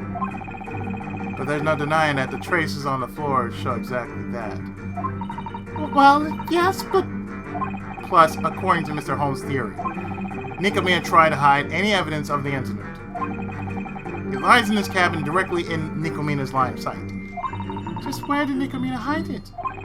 Let's investigate this thoroughly. The answer must be here. Yeah, it must be here. Here? Here. This is the cabin's waste paper basket bin. Nikomina Are you only kidding boarded me? just last night. Wait. She hid a damn piece of evidence in a waste paper bin? Yeah. It's like, what? Yeah, I see that too. So I doubt there'd be much rubbish piled in there. When did we start playing Where's Waldo for kids? Wait, this is A piece of glass? I can't quite put my finger on it. But I feel like I've seen this somewhere before. I don't think it's just your imagination.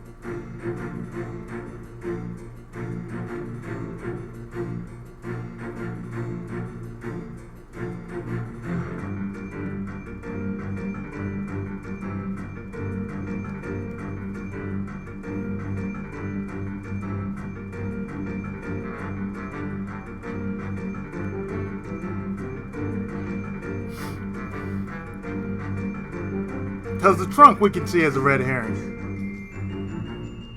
So it has to be this.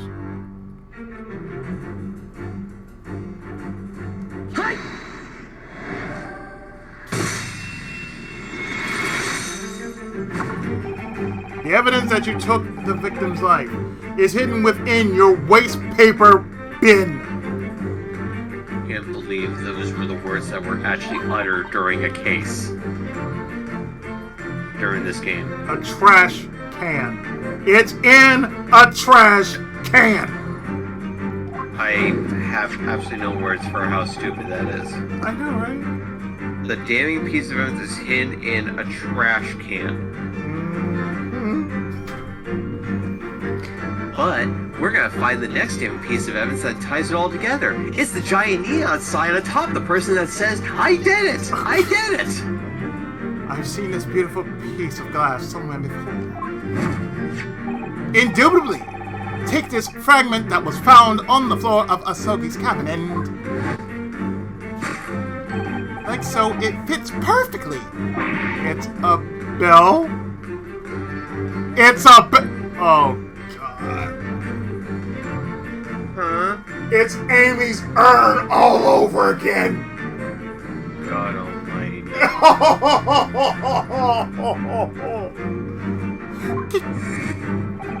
Calm now, Miss Nikomina. Would you kindly explain yourself?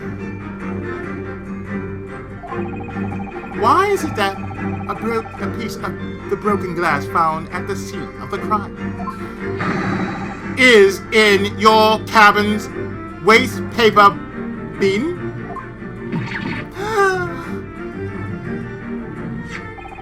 I'm sure you are familiar with this glass bell. But that is... Your trademark I am knowing nothing won't work here, if you're wondering why. Susie! Jawohl, Herr Commodore. There is decisive evidence that proves your connection to it. Huh?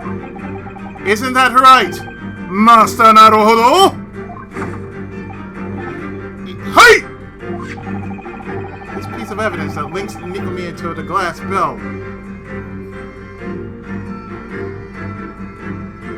What?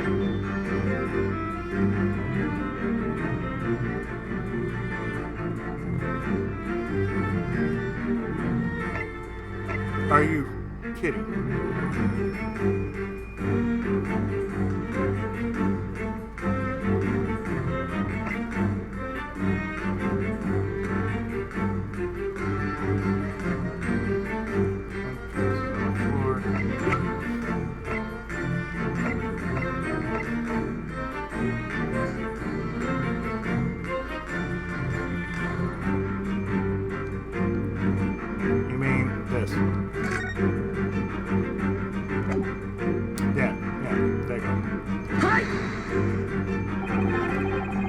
This may very well be the piece of evidence.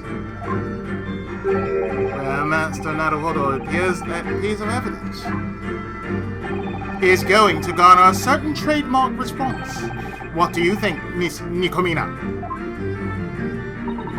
I know nothing. Wasn't that? Is that you're going to have to try a different piece of evidence? The answer is right in front of you. Don't agonize too much over it.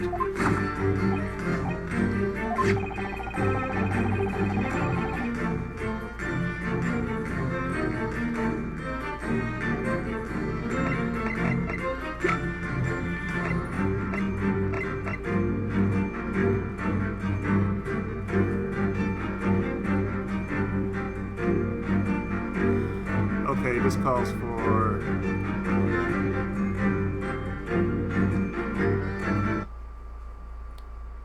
Save state time.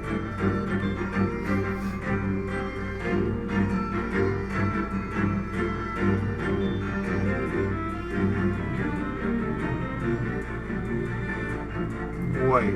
No!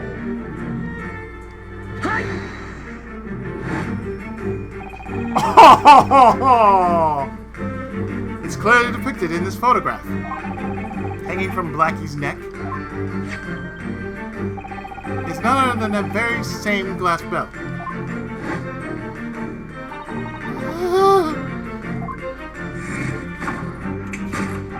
Miss Nikomina, you can no longer run. The victim fell onto the cabin floor and lost his life in a terrible twist of fate. And that fated fall, that better not be because of a cat, had something to do with your friend, Blackie. Oh, God, no. No! Don't tell me he died because of a cat. Oh, my God, this gonna...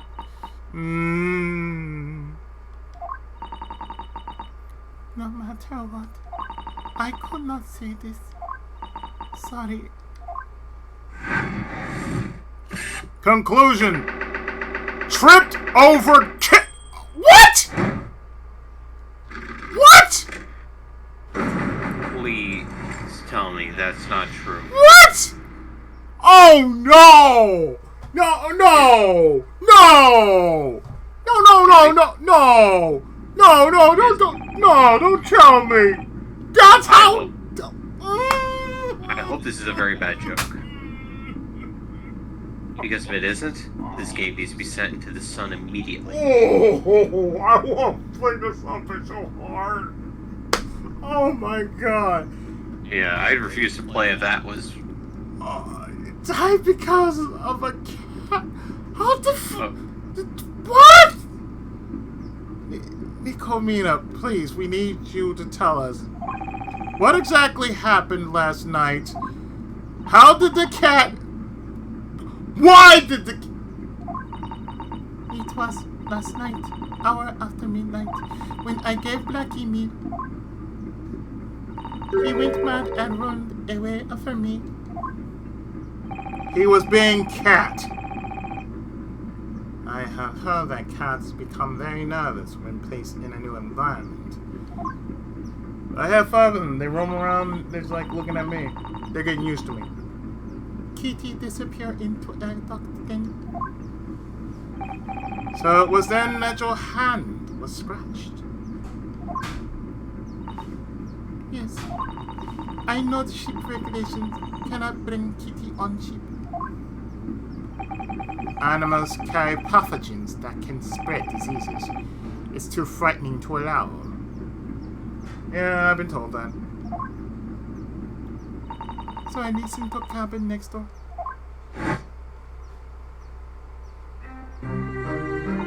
Was very quiet. Probably is sleeping, I think. And so you try to call back the kitten in secret, didn't you? You try waving Blackie cat toy through that air duct. It always brings Blackie back, but this time I use toy, I whistle, but Blackie does not return. So that low whistle Asogi heard was meant to call back the kitten. Which sounded like...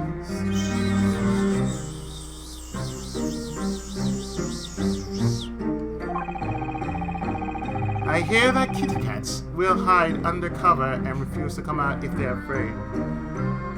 My cat just does it just because he's like a cat. So does my girlfriend.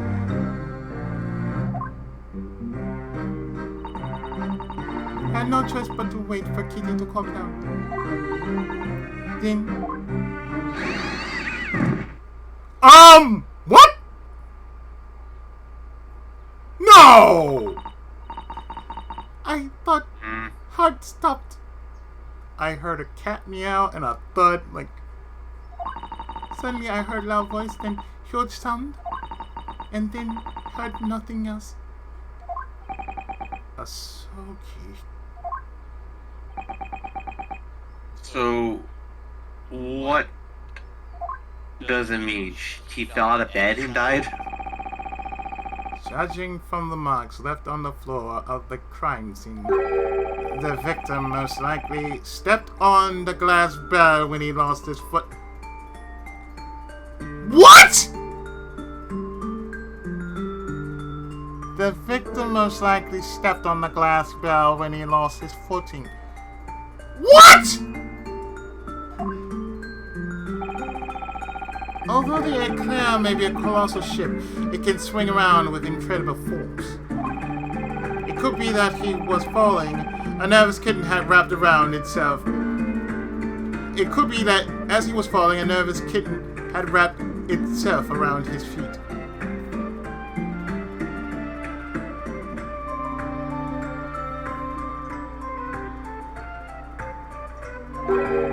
As these continuous unfortunate incidents piled up, he could do little to prevent his fall.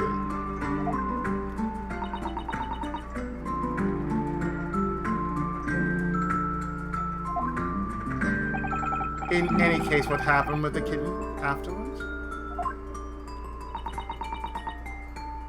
Don't tell me. Later he responded to my calls and returned from adopt. However, little Blackie is nowhere to be seen right now. Forgot to lock that trunk. Kitty wander off again.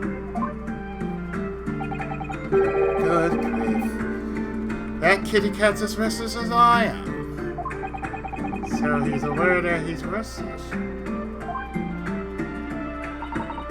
Morning came. I heard that man next door is dead. But I could not see this.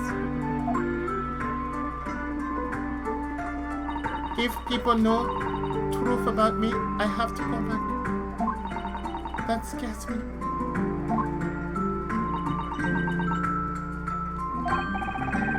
Oh, if that's all true, then what about the snake? Ah! That's right! If that isn't Nikomina's friend, then why? Why is there such an extremely dangerous animal aboard this ship?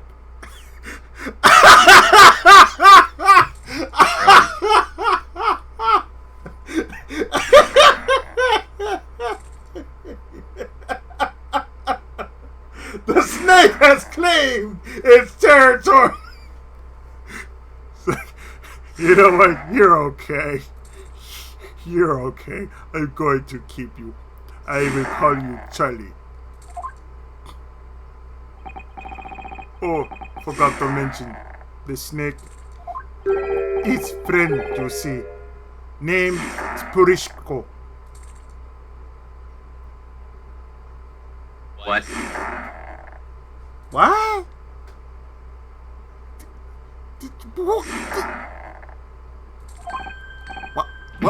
What? You're saying that's your snake? It escaped from cage during alarm ruckus earlier. I was looking for it. But was here all along? Ha! Just how did it escape in the first place? However, isn't it forbidden to carry animals aboard this ship? His ass should get fired for that. We are sailing together for over a year now, yes? Such good friends cannot be tear apart. I wonder if he has any other friends. Real friends, anyway. Doubtful. Look here, Mr. Sailor. It's a big venomous snake of all things. Who would like that sort of thing? It is not. It is not venomous. Oh. Why? Everyone mistakes the pearl snake for a very similar looking snake based on the alignment of the stripes. Right.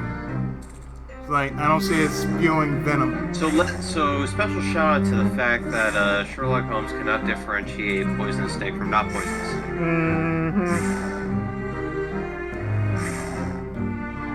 See? Periscope here is long but harmless to man or animal. What an adorable friend! Harmless to man or animal, says the guy who is being suffocated.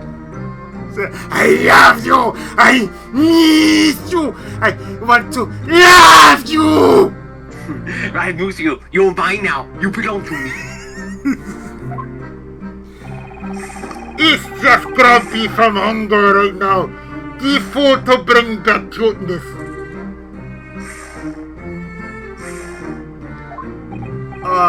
By food, do you mean things like milk and such?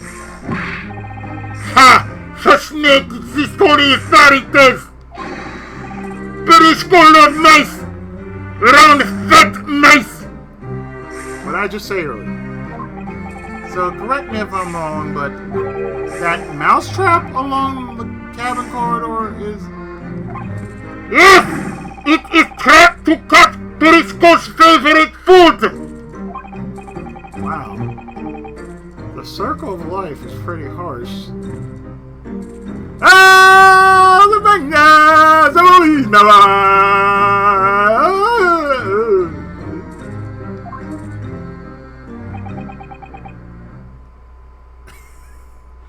Yes. It doesn't drink milk. His whistles climb coal bills or even inject venom. Indeed, one could say the fiddle doesn't have a leg to stand on! Oh God, that's terrible. Holmes, go home. Go home. Go home. That was terrible. This whole case can go home. Just go home.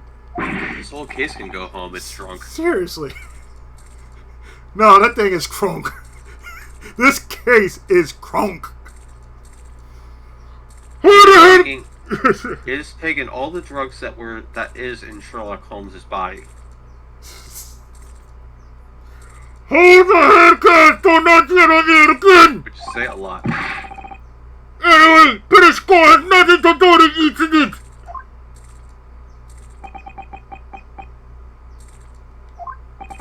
So, this is the truth behind Asogi's death.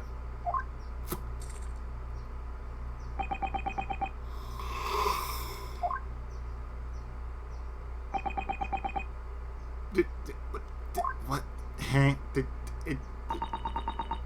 We're missing a cat, but we found a snake, and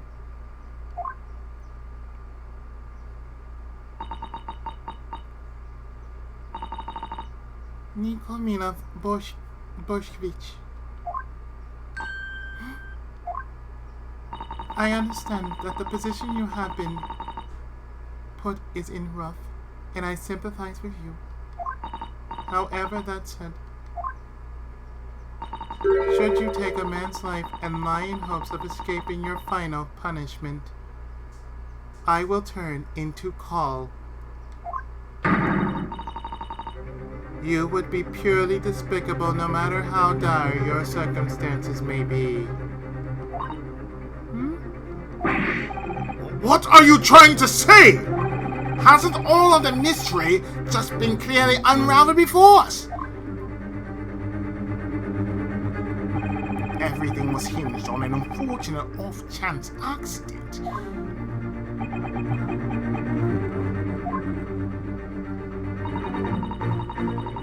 I am not able to see things as well as Mr. Holmes can.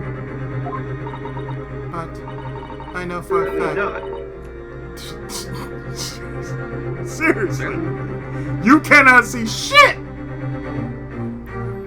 But You are the dumbest bitch on the planet. Seriously. But I know for a fact this cannot be the truth. What do you think, Naruhodo? Honestly, I had the same feeling. There's something out of place in Nikomina's words.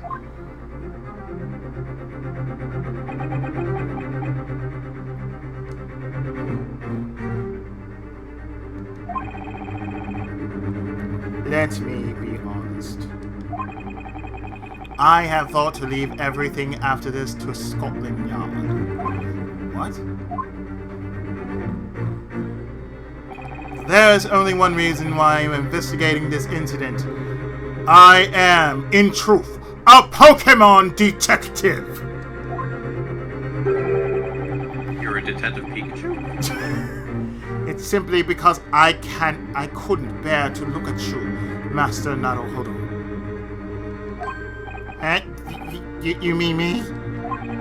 Those cuffs binding your hands simply bothered me to no end. Again? Why did you do that?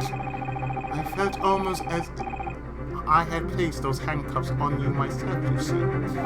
In any case, I thought to do something about it before the ship docks in Hong Kong. Mr. Holmes. However, there was one thing that slipped my mind. The departed victim was a very dear friend to both of you. That's the truth, isn't it? Yes. Sogi was my best friend. He was the man who saved me.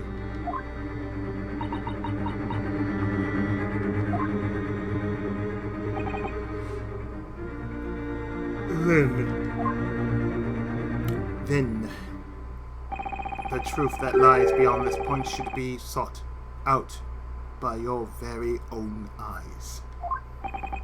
My own eyes? That odd feeling I got from Nikomina's words. Perhaps if I pursue it, I might be able to find the truth. The true story behind your death will finally come to light. You're still a disgrace to your katana. Seriously. I understand. I'll give it a shot. I need the Zero Saber, quick! That's the spirit. Naruhodo! Now, shall we begin? Master Naruhodo! Hey! Well, let's start with the first issue. The victim's corpse within the log cabin. Was that really the result of an accident, or perhaps it was not an accident at all? We should make this clear first. Well, as I was just saying, the kitten went through the adduct and caused his fall. It was clearly an accident. What the? Wait, this isn't right. That line of thought is obviously flawed. Might I beg an explanation? That's right, it's slowly becoming clearer. The contradiction behind Asogi's death is glaringly obvious. Simply put, Asogi's cabin holds decisive evidence to the contrary. His death was not a mere accident. What did you say? In that case, show me your so-called evidence. Show me the evidence that proves the death of the victim was not an accident.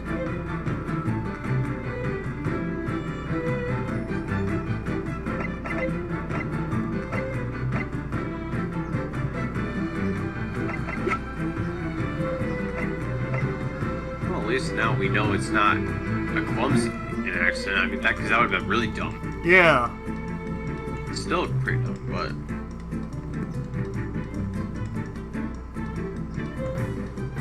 But I feel like this case and the last case just dragged on for the sake of dragging on. That's what it seemed like. Even when I'm looking at it, I'm like, really? God, it's like there's so much fluff and tedium in there that it's like, just get to the frickin' point.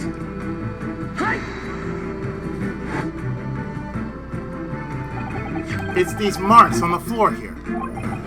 But couldn't those be left behind by the glass bell that was splitting too? Something that could have happened when the victim was falling over? Yes, that's right. If you put it that way, that shouldn't be any problem. Unfortunately, there's only one fatal flaw in your reasoning.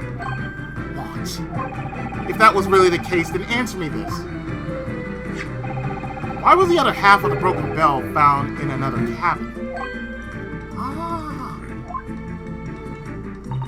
The other half of the glass bell was found in this waste paper bin. Might you offer us an explanation, Nikomina? I know nothing. And that's not all. I recall one other issue regarding Kazuma's cabin. No matter how you look at it, the traces at the scene contradiction are still did. Really? So, she knows it too. Still something that strikes me as odd, even putting aside the marks on the floor. And that's a piece of evidence that proves it wasn't just an accident.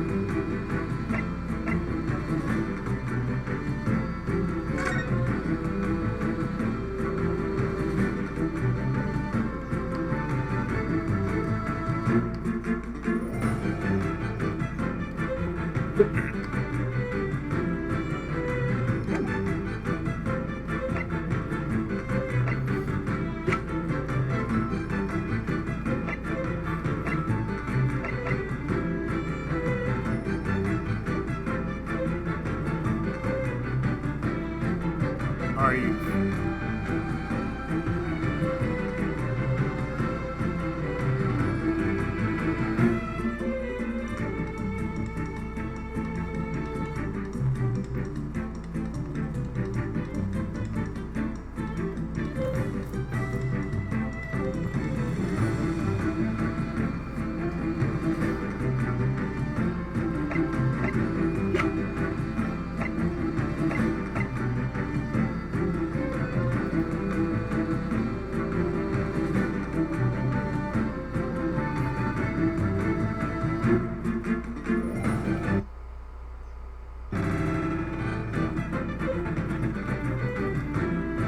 Let's see.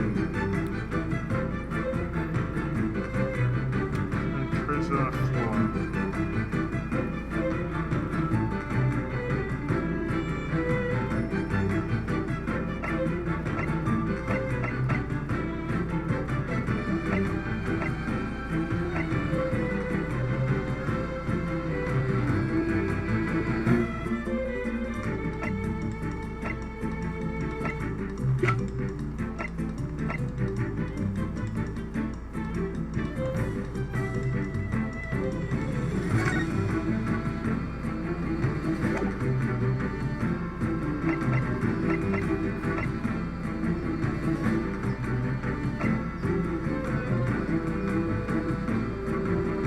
Hours later. It's clearly shown in this photograph. That's what's throwing me off. It would have been impossible for Asogi to write that. Correct me if I'm wrong, but that writing isn't Russian, isn't it? Precisely. It means wardrobe. It would have been natural if his dying message was in Japanese. However, what if he learned Russian? Russian is YouTube knowing. seriously. Watching Izzy stream game.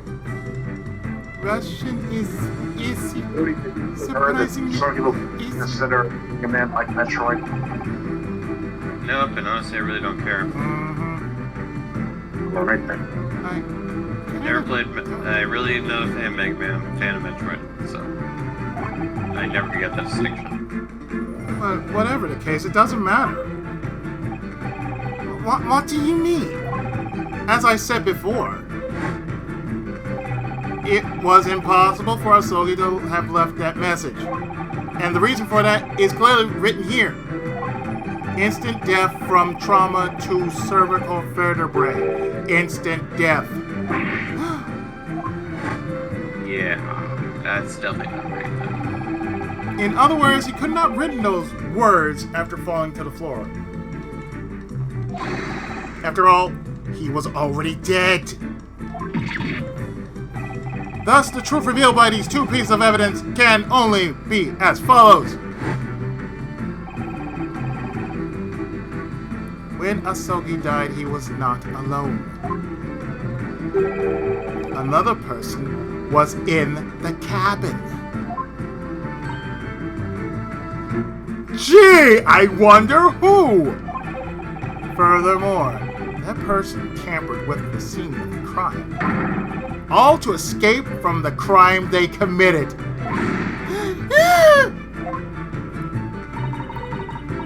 When the incident occurred, there was another person present at the scene. Ha! Rubbish! Another person, you said! We already knew!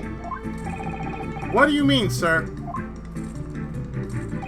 You also getting stolen in cabin! Ah. When exchange student died, another person was you! Indeed, I was present in the cabin during that time. To be more precise, he was stuffed inside that cabin's wardrobe. But if I was a culprit, how could you explain the Russian message left behind? Plus, the boy would have to know Russian for a good amount of time, an ample amount of time for him to actually make out the word wardrobe.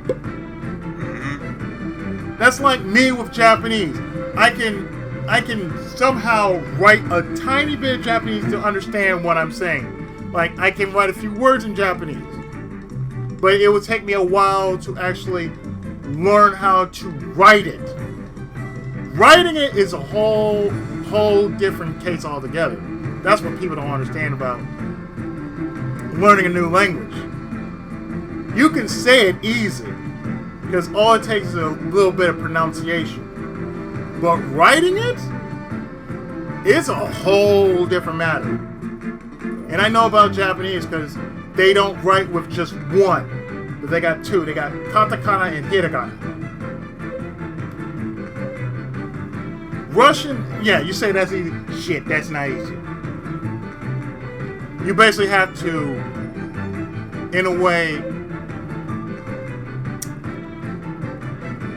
you have to be a crypt keeper to know what they're saying. Because it seemed like they're writing code, so that's what it just throws everybody off. To be more precise, it's not that you didn't write it, but more like you couldn't.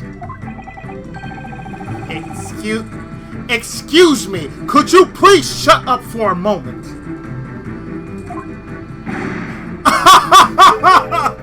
Well, pardon me.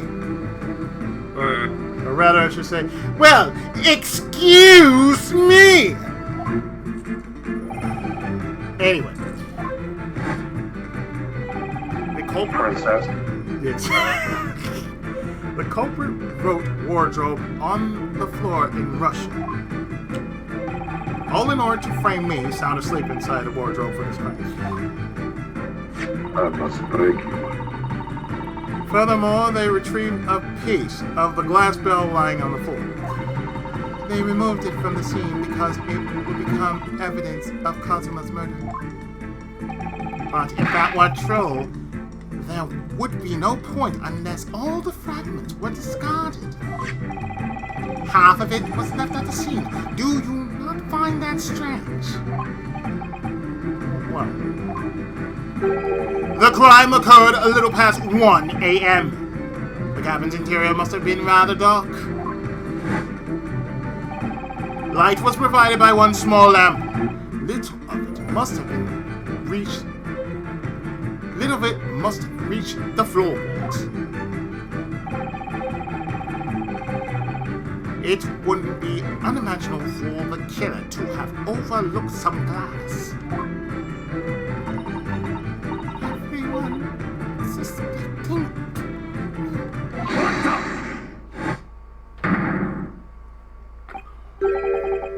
Mr. Stroganoff? I finally fed Snake Friend! Oh, wow. He got rid of the snake. Finally. This girl was originally daughter of seamen. Giggity. Giggity. Go. Well, I would imagine so! I mean, that's how we all started. We're all daughter of seamen. We aren't. We aren't. We're men of the sea, but we're men of the sea, but not daughter of seamen. 2 years ago, scouted for talent and Soto Ballet Group. Until then, this ship was her stage. She danced with band for sailors. They then... Unless you piss off the mafia, then you become son and daughter of cement. Oh, yes.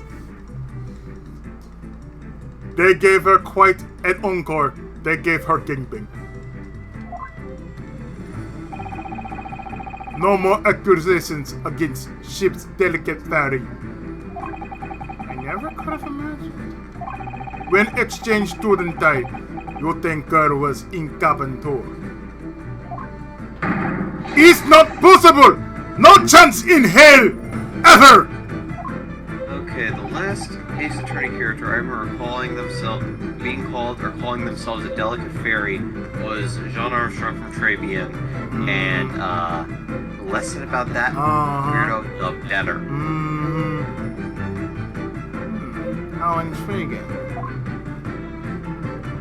Why are you able to declare that with such conviction? Ha!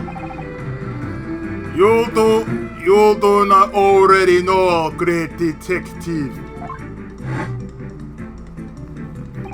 Toto cabin was locked from within. Nikomina is not only one with alibi. It's also true for everyone else. Entering cabin would be impossible. That's right. Impossible? But now that you mention it, I have read of such a thing in mystery novels before. At moments like these, a needle and thread could be used to open the door from outside. I might as well make her into a call. Needle and thread! Ridiculous!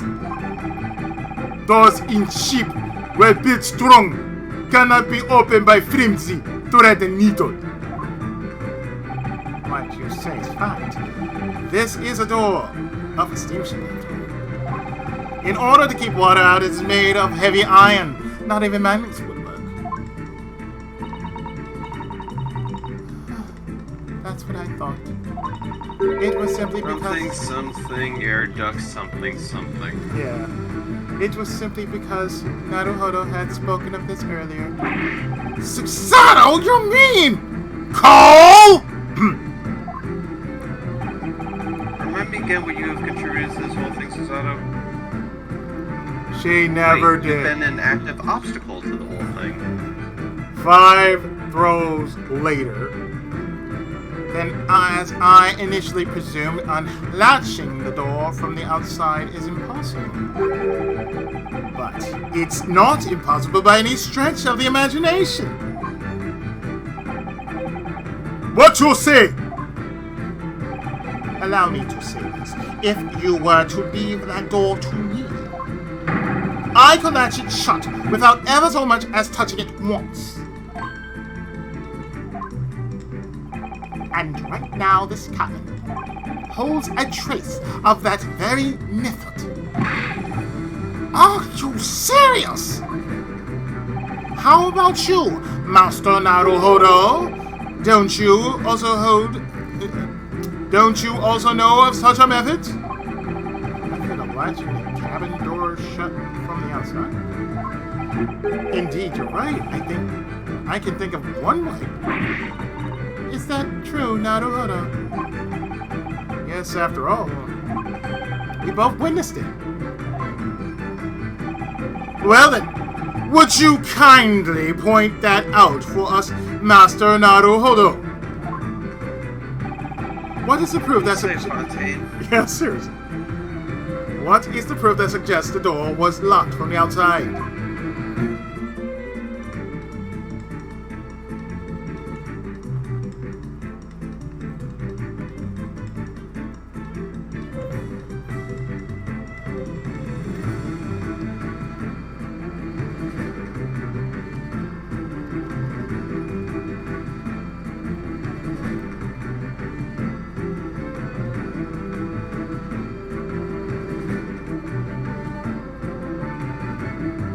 Are you fucking serious?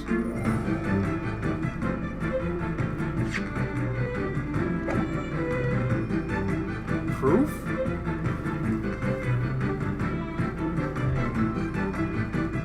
I can only think of one. This.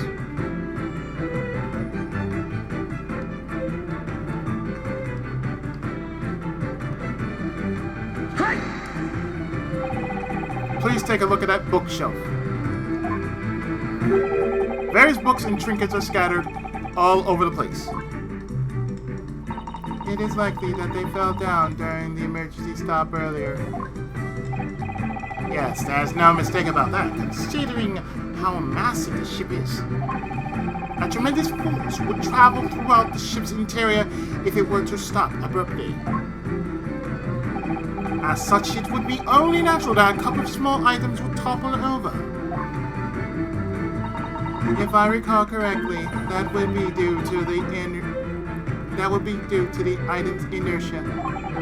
As usual, Susato sure knows about some complicated stuff. And when that force toppled over the bookshelf, there was one more thing that moved within this cabin. And that would be the latch on the door. What?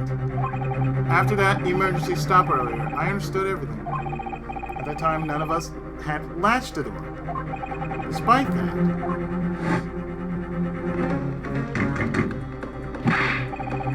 hello! Is anyone in there? Please respond! Voice. It's Detective Hosonaga. Ah, that's right. When the ship stopped, the door had latched shut.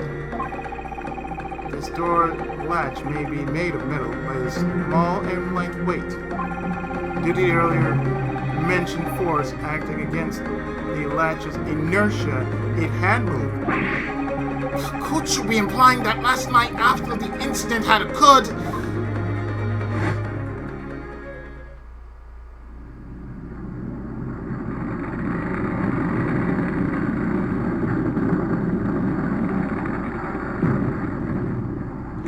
It locked itself.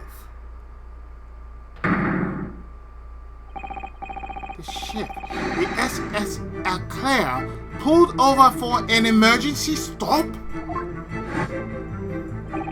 When I woke up this morning, I couldn't help but feel that something was off. The books and trinkets on the bookshelf had all fallen over.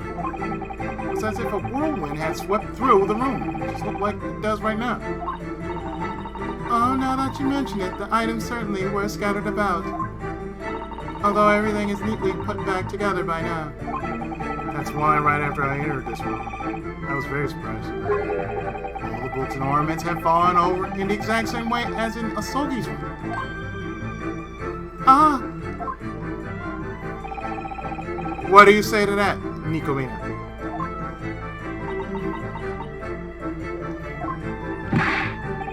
It's clear! Stop! Ridiculous! He's right. Stopping the ship is no simple task. Or are you implying that the culprit is one of the ship's engineers? Oh, come now. The matter is nothing that complicated, my fellow. What? It's even on the walls of the corridor. Check out the emergency alarm. Yes, that is true. In event of an emergency, this button is to be pushed. Clearly written in the hallway.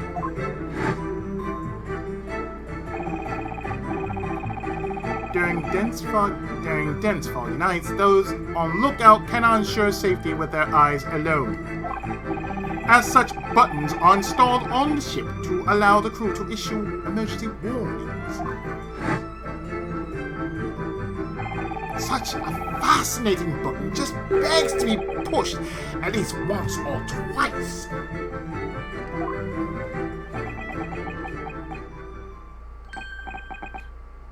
Then you... When that button is pressed, an emergency alarm is rung.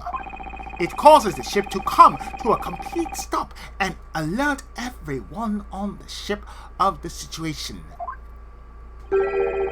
Just like earlier.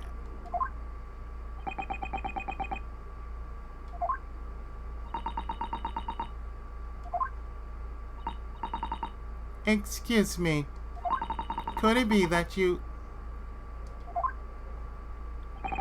It is my belief that buttons exist for the sole purpose of being pushed. Should he push the button on a whim? I hope that's not where they're going with this. Annie? At any time and in any way. This case has been pushing my buttons. This great detective certainly doesn't know the meaning of the word fear. You rat! Who you think you are? I will report this to Captain. Be ready for punishment. It's punishment time! I see somebody still listening to Jean Move one too many times.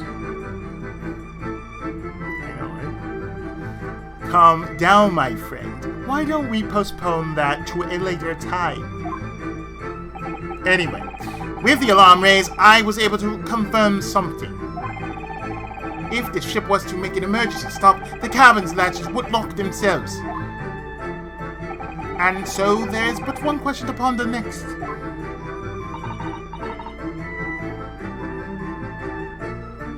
That would be, of course, last night after Cosmo's incident. Did the ship make an emergency stop? It's not simple. Giant steamship cannot just make emergency stop. Such huge incident would wake everyone from their beds. What do you think, Master? It could be that last night there was some kind of emergency stop made by the ship. And I might be able to prove that it happened at the very least. What? Does such evidence truly exist, Naruhodo? That is highly interesting. Please show it to us by all means. What is the evidence that suggests that the ships made an emergency stop last night?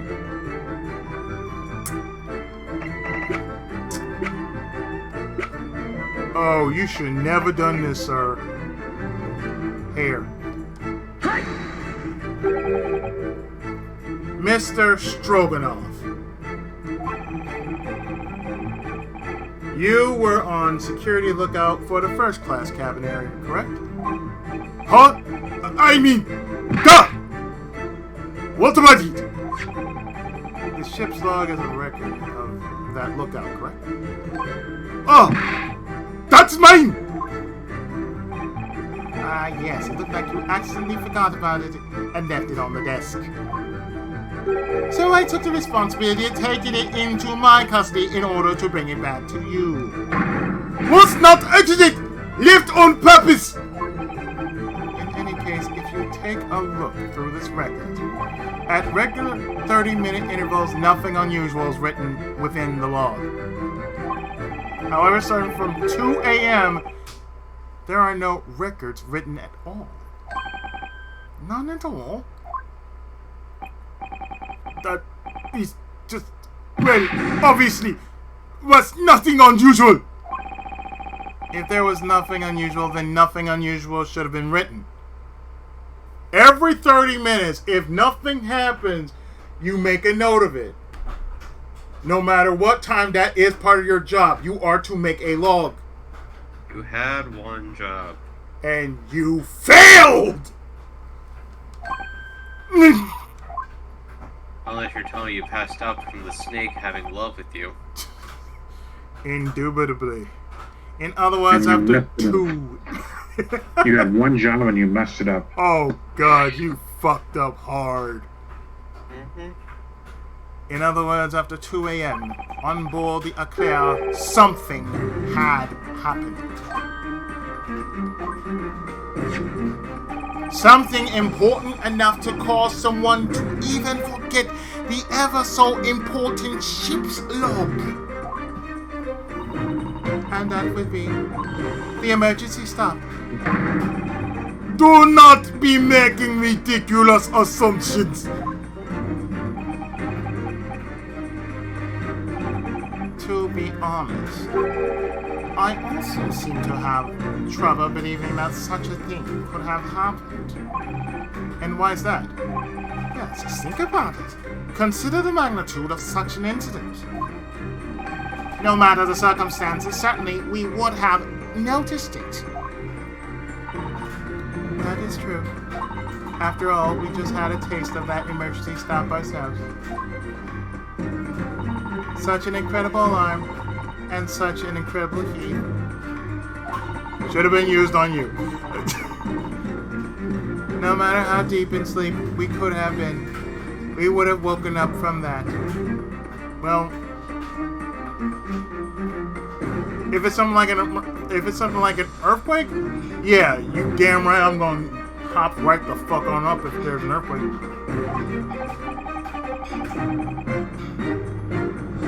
Well, you certainly have a point there.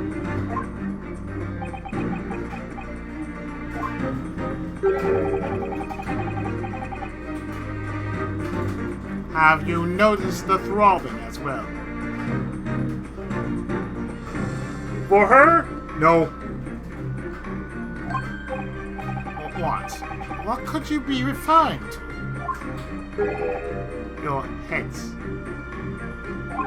For some reason, ever since this morning, my head has just been killing me. Ah!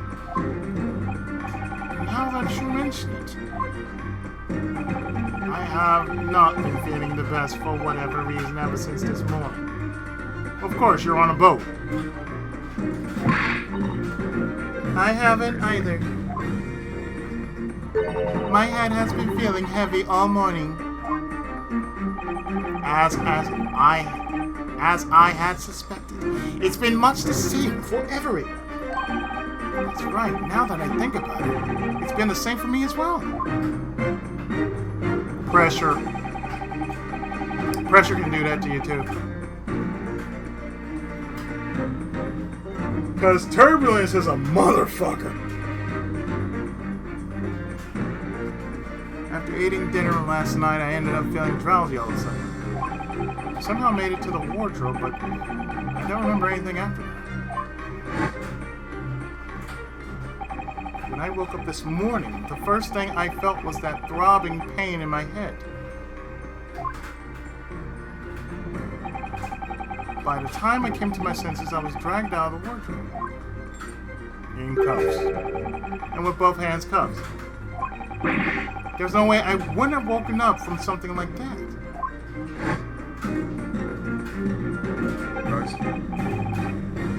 By the way, Master Naruhodo, don't tell me I got the cuffs on again. You are the impudent stowaway who boarded this ship, correct? Yes, monsieur. A stowaway shouldn't have been receiving meals. How did you come about your meal? All that. That's, well, you know. Asogi just shared a bit of his meal with me. If memory serves, the meal last night was roasted chicken. Oh, come to think of it, I ate all of it last night. Asogi wasn't a big fan of chicken.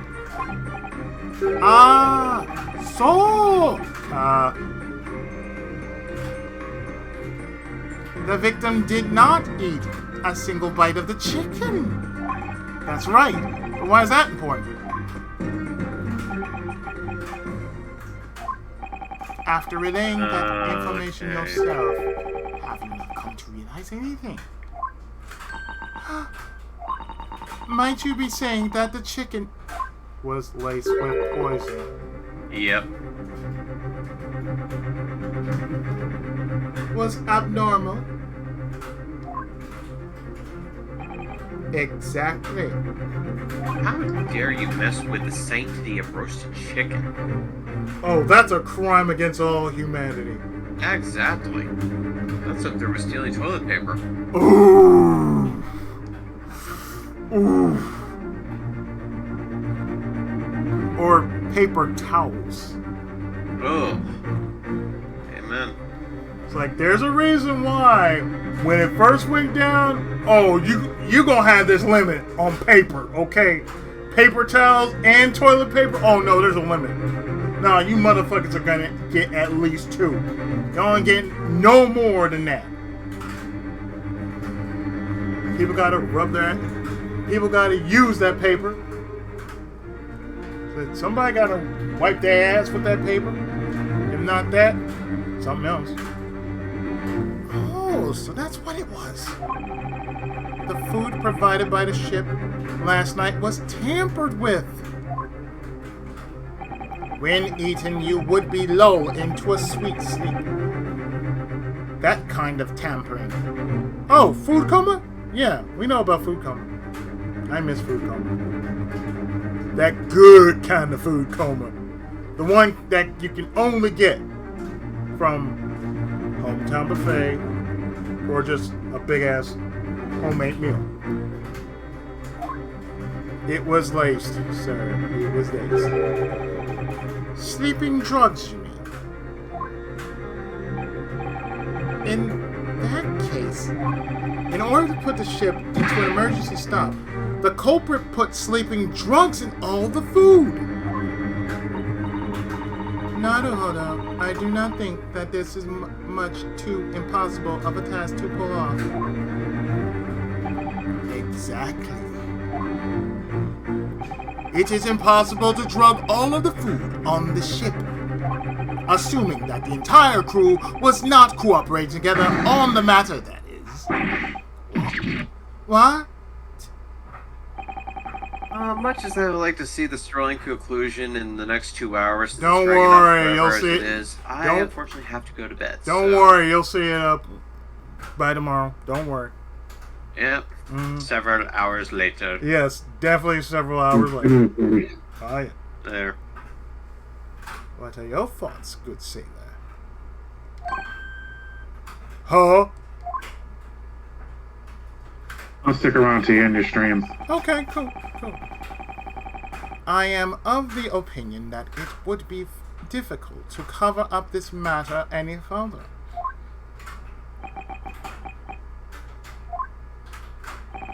If you do not wish to talk, then I will request an official investigation of this ship. if it were to come to that, I'd imagine that you sailors and your captain would all be punished. Punished under the crime of assisting a defection.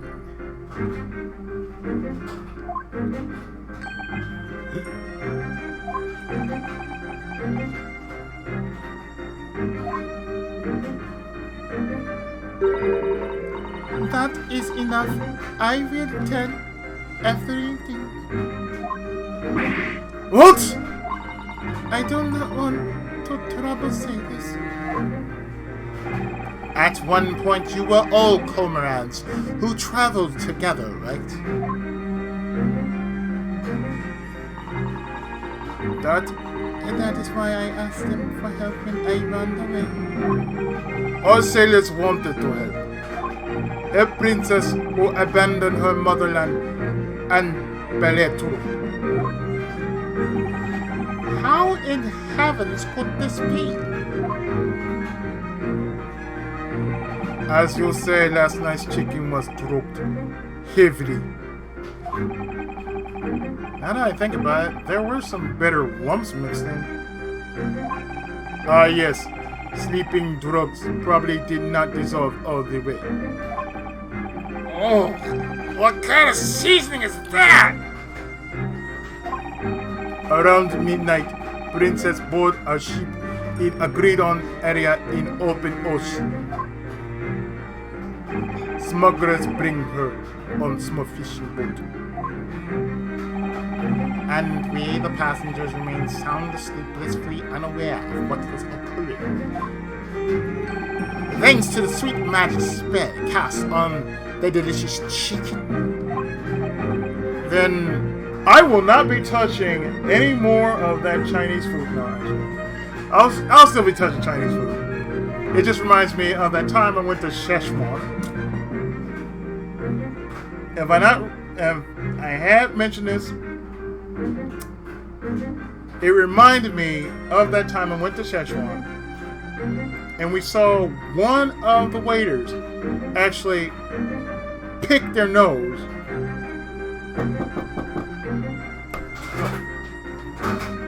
Thank you, bro. I appreciate that. Ooh, I definitely appreciate that.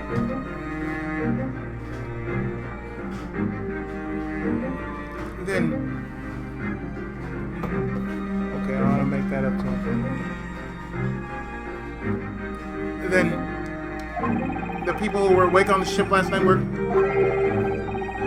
the entire ship's crew, as well as those who held a deep-rooted hatred of chicken and the new passenger of the ship, Nikomina.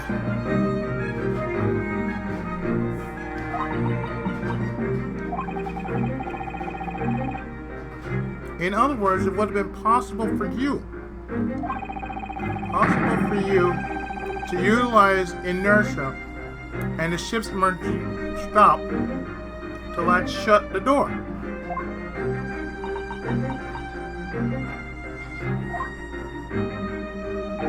But if the events had panned out as you claim, wouldn't all the latches on the ship lock cause a huge commotion? No, I don't think so. What? Oh, I get it.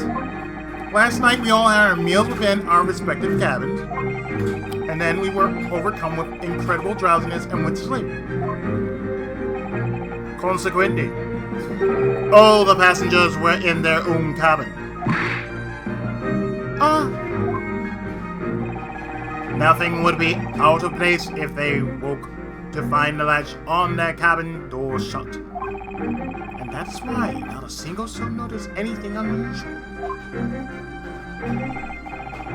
In other words, for the sake of shutting merely one latch on the ship.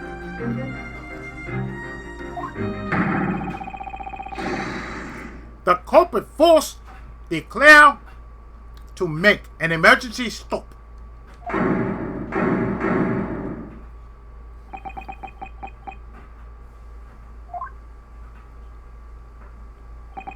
You talk on and on about this. But what is point?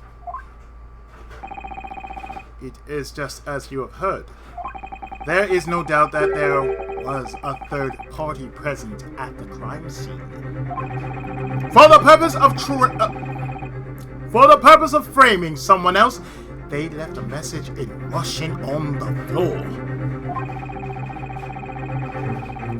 And they desperately hid the piece of glass that could serve as evidence.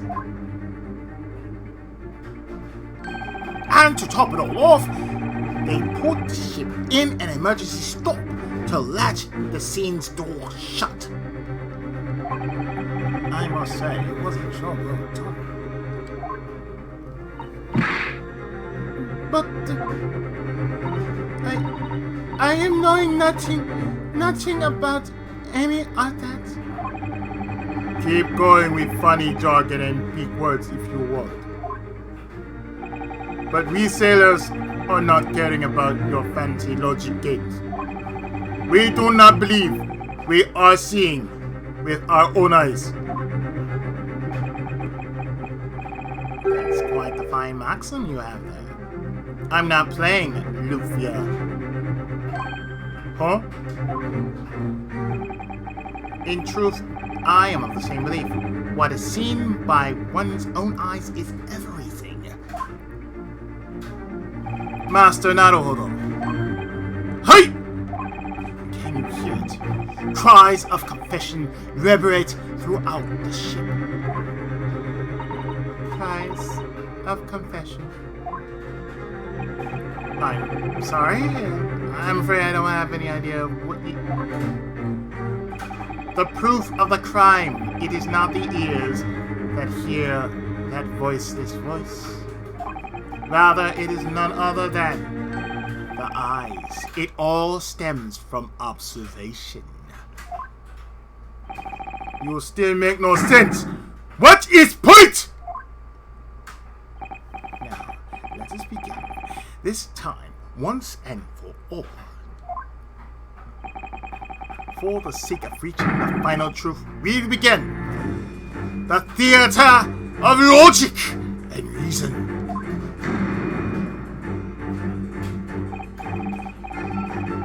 Now, with that said, it's a pleasure to be working with you, Master Naruhodo. Mr. Holmes, what on earth is this? It's just as I've said. We are to observe them. Observe them? At the moment when Cosmo passed away, some individual had tampered with various things at the crime scene. And we're here to locate the trace of that happening, correct? Exactly. You catch on quick. I got it. I'll give it a shot. I'll point out the traces of the third party present at the scene of the crime.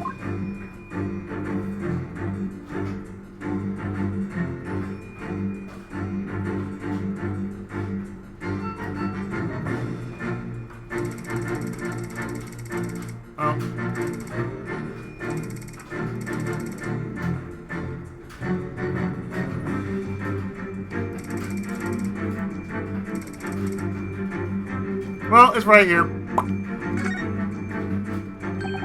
Hey, look at this. There's an obvious stain over here. You're right. It appears to be ink. Ink. And this color. I have a good idea what this could be.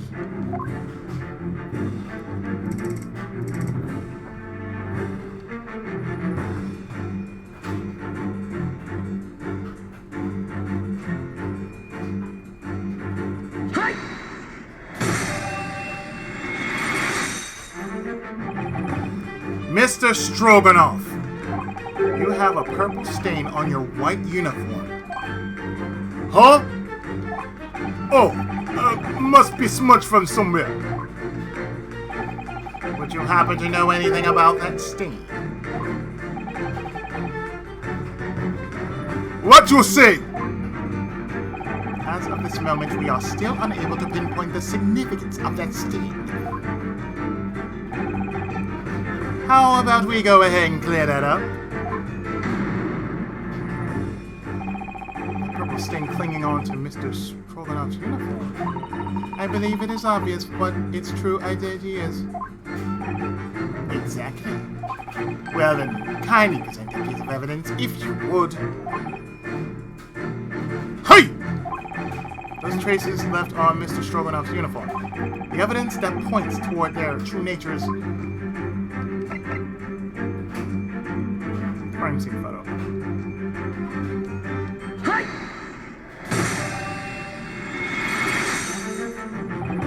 The true identity of that stain is ink. Ink, you say? Purple ink, most uncommon. When I was a teacher, that's what I had to do. If I were to do anything as far as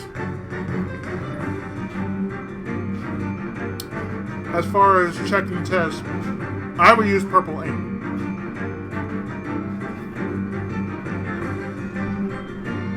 I couldn't use anything else. I had to use purple ink just to check what was right.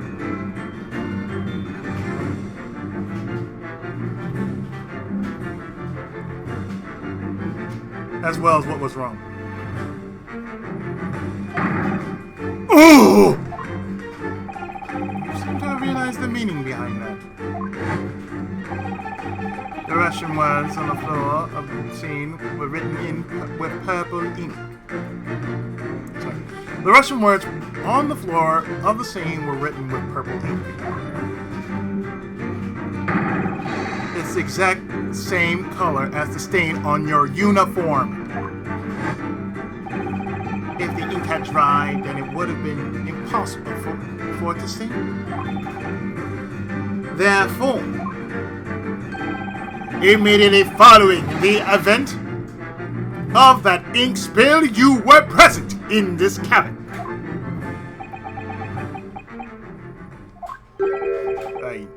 I talk. I tell you everything I did. First, I tamper with evidence in dead exchange stored in cabin, and shut latch using ship's emergency stop. All divert suspicion away from Princess. Nitro. It's okay, Princess. I do talk. Was around 1 a.m. I had been keeping watch on the corridor. Princess, face pale with fear, ran over to me. Nitro, help, please. When we reached cabin, door was open. One looked into cabin and saw exchange student collapse onto floor. What the hell happened here?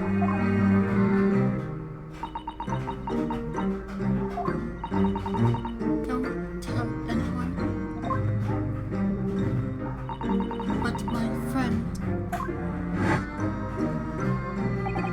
Princess told truth. What happened in cabin is exactly what she said. The kitten ran into Asogi's cabin through the air duct. Asogi then tumbled over with that kitten around his feet, ending his life. Yeah, exactly. Or rather, duh. And following that, Miss Nikomina had visited the cabin next door, correct? It was there that she found the victim's corpse. I surmise that would be the case.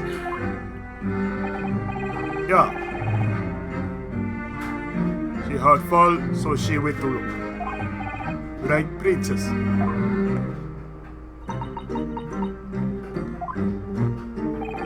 Cabin door was not latched shut. Princess could tell in single glance what had happened in.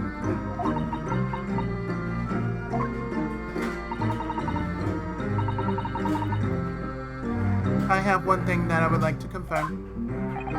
What is it? By the time you had visited Cosmo's cabin, Nikomina, Cosmo had already passed. Is that correct? Yes! That's what I said! When Princess peeked into Gyakuten, it changed. I am asking Nikomina.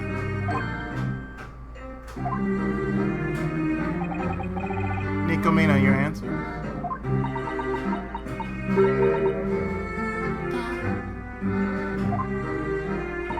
Oh? Yes. She is right. I look inside Gyakuten. Man in black on floor, not moving. Got so scared.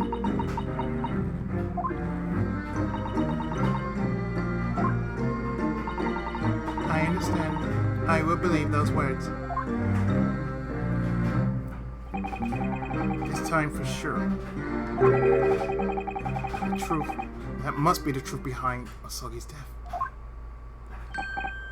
Oh, yes. That reminds me that there's something I forgot. Mr. Holmes, look at this photograph. This is something I took myself. The cause of death was fracture of the cervical spine. His death was most likely instant. And the cause of all that was a kitten that unfortunately caught his feet and tripped him. However, if that was indeed the case, then I'd like you to take a look at this photo. Somehow I feel there's an unnatural element present in it. What do you mean, unnatural?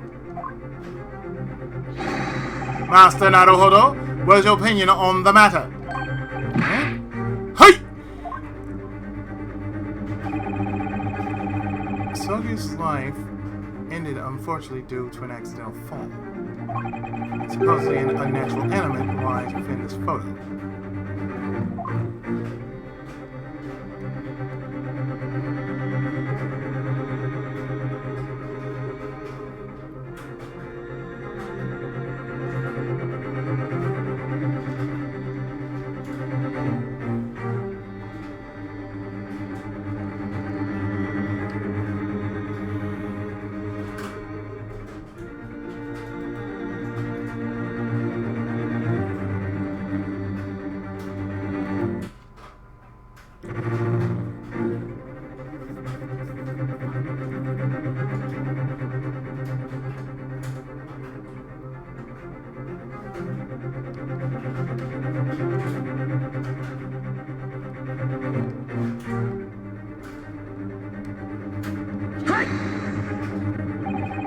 If you have fallen forward as a result of an unfortunate accident, then his fist feels jarringly out of place. My thoughts exactly. Usually, if one were to fall, their hands would naturally be open. Despite that, the victim's left hand was clasped firmly in a fist. Yes, almost as if he was holding something inside that fist. What? And so you see, I went ahead and investigated the contents of the victim's fist earlier. Huh? Now, what do you suppose came out, ladies and gentlemen? Let us see. Please, let us see. Yes, of course. I'll let you see all you wish. It was this right here. Might this be a crescent moon adorned with a diamond? Indeed. This does not seem like the world's most beautiful crescent moon. What of it? I wonder what this could mean. I feel like I've seen it somewhere before. You have. That's the definition of observation, Master Naruhodo. Huh? The truth will soon be clear to all. That crescent perfect moon in his grasp must have come from somewhere. Now, Master Naruhodo, it's finally time for the last clue. Just what in the world will this crescent moon reveal to us? Observe with your own two eyes.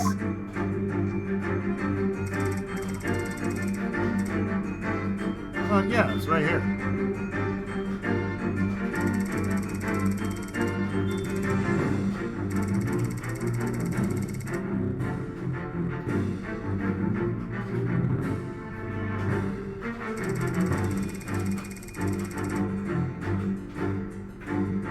Left ear. Hi!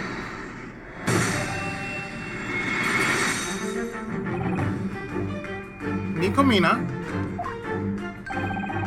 I can see a crescent moon hanging from your ear. What? But your other ear, it is lacking that same crescent moon. It looks like the delicate decoration was broken off. And furthermore, the crescent moon was discovered in the victim's hand. The truth I gather from these facts can lead only to one conclusion. Don't you agree, Master Naruhodo? Hi. Nikomina, Asogi have ripped this crescent moon from your ear. It's very likely that it happened just before he fell onto the ground. So in other words, last night in the instant Asogi had fallen over, you were standing right in front of him. You must know what I mean. The earring was in reaching distance of his extended hand. Then why? Why had Asogi done something like that? He plucked the earring off your ear, and even though he was dead, he kept clinging on to it.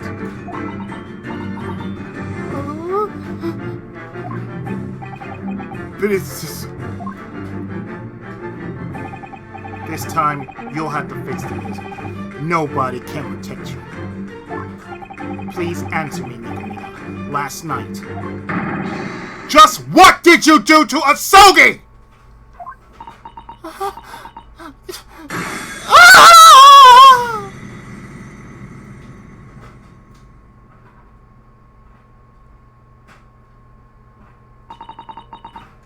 Thinking now, how many things happened yesterday. Ron from Shanghai rode boat looking for big steamship at night. And then, after such while there, I sit and rest in cabin. No, wait!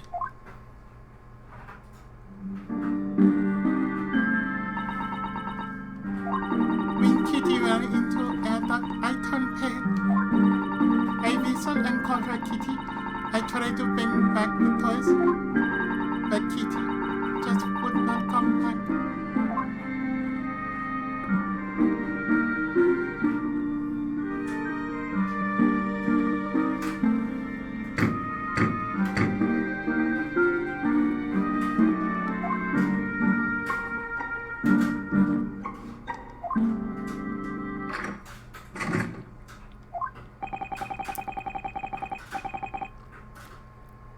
What are you doing at such a late hour, detective?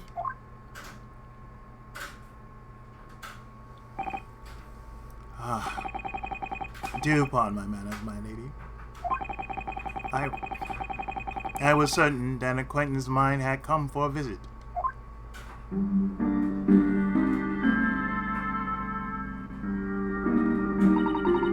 Asian exchange student was polite, understanding too. He had looked for Blackie and promised to keep secret. But as I grabbed Blackie and tried to leave cabin... Excuse me, my lady. Please wait a moment.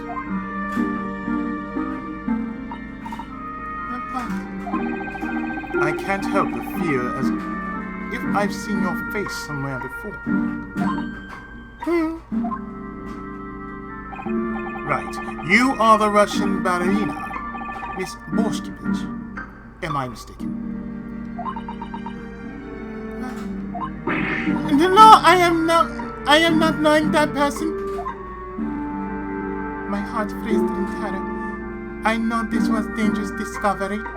Why did Asian exchange student recognize Russian ballerina? I was struck by the beauty of that public ballet performance I had seen in Japan. However, tell me, why might you be on this ship? As I recall, shouldn't you be heading to Shanghai right now? I know I could not trick him. Had to make friends with him so he would stay quiet. No other option. I see. You've defected. Please, do not tell anyone about Nico.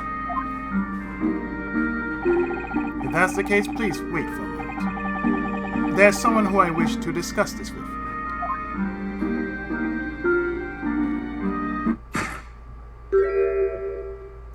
He is going to ring bell and tell ship's captain. Exchange student not sympathetic after all. That one instant felt so long, but all this happened at once. Wait! Could not help but yell to him. Kitty jumped out of my arms and ran to exchange student's feet. And then, when he turned to look back,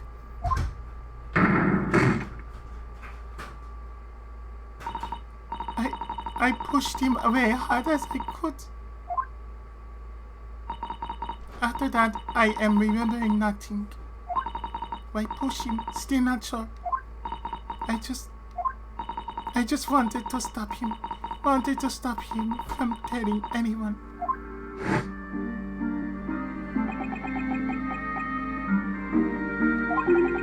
And it was then that you decided to call for help. Specifically help from Mr. Stroganoff, the man guarding the hallway. I heard scream and loud noise, so I rushed to see. In front of cabin, Princess was shaking, she said. Me throw of help.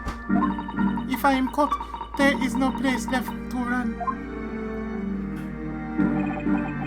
And so you tampered with the crime scene in Asogi's cabin. All to divert any suspicion away from the passenger in the cabin next door? Is correct. I checked both corpse and whole cabin to be sure. Then I found him. Stowaway was sleeping like baby inside wardrobe. That would be me. At that point, you must have schemed to have the entire crime pinned on that stowaway. Is that correct? I closed wardrobe and struck strange seal back on door. And then tonight became Susato's chance to unload her doubts on me. I moved corpse and wrote words using ink spilled on floor. Wardrobe. Culprit hiding inside wardrobe. On a related note, which one of you cleaned up the broken glass? I did. I picked up the glass shards. Oh, did you? But room was so dark, only found half.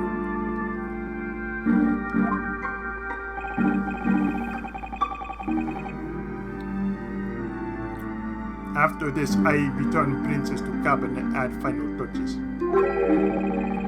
And so you push the alarm button along the corridor. That is correct.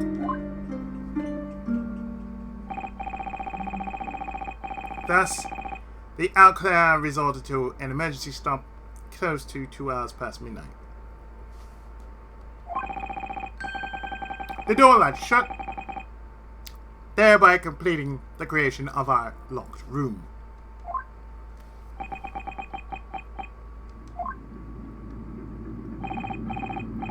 Excuse me, Nikomina. Could I have a word with you? Yes. Last night, when you explained your defection to Asogi, he looked as if he was going to notify the captain, therefore you pushed him. You said that yourself, right? But hypothetically speaking, even if he rang the bell to call the captain, every single sailor on the ship is an ally of yours, right? What reason would you have to worry? When you're scared, nothing else matters. The first thing that exchange student had said to me struck me with your... The first thing he said?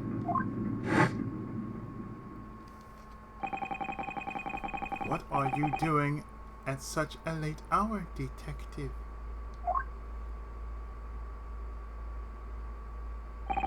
Ah. Do pardon my manners, my lady. I was certain that an acquaintance of mine had come for a visit. Detective acquaintance.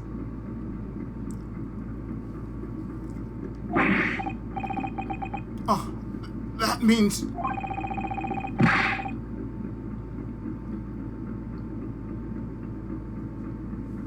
Sir Osugi was referring to me, responsible as his bodyguard. If he told this detective, I know I would be arrested. So before he could ring bell, before you continue, Nikomina, I cannot help but be bothered by something. Are you sure that Kazuma really planned to ring the bell? Huh? Naruhodo. What are your thoughts?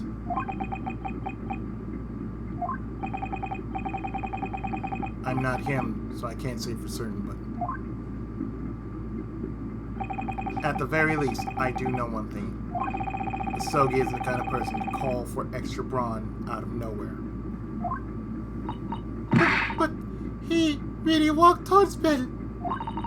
He wanted to ring it to the bottom to Asha.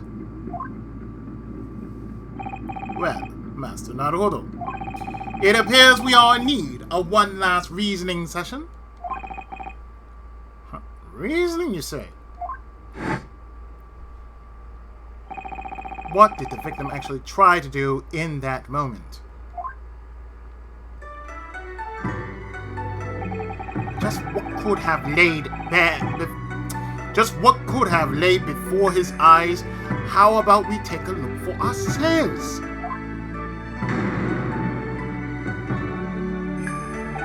Now, I trust you remember where the victim was located in the cabin, yes? Yes, I can clearly recall anything about that cabin. Even if I was crammed within that wardrobe, I still spent practically my entire voyage in that cabin. And this must be what Kazuma saw last night. Yes, there's no doubt about it. I trust you already, then, Master Naruhodo. Hey! Today I learned something important. Within one's line of sight, there exists a truth that you may not even realize. And in order to bring that truth to light, I can't overlook anything that lies within that line of sight, no matter how slight. When Asogi turned his back to Nikomina, this is what lay in his line of sight.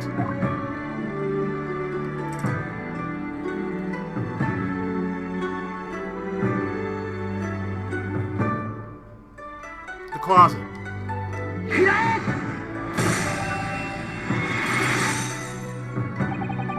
Considering the circumstances last night, it's true that it would have appeared as if Asogi was about to ring the coal bell.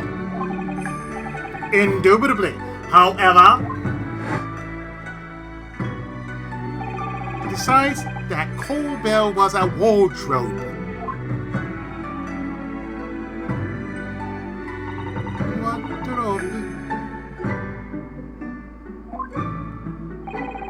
And within that wardrobe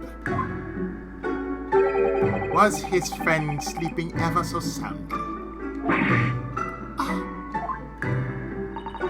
Nikomina, Please remember, the victim, Kazuma, what did he say at that moment? If that's the case, please wait a moment. There's someone who I wish to discuss this with.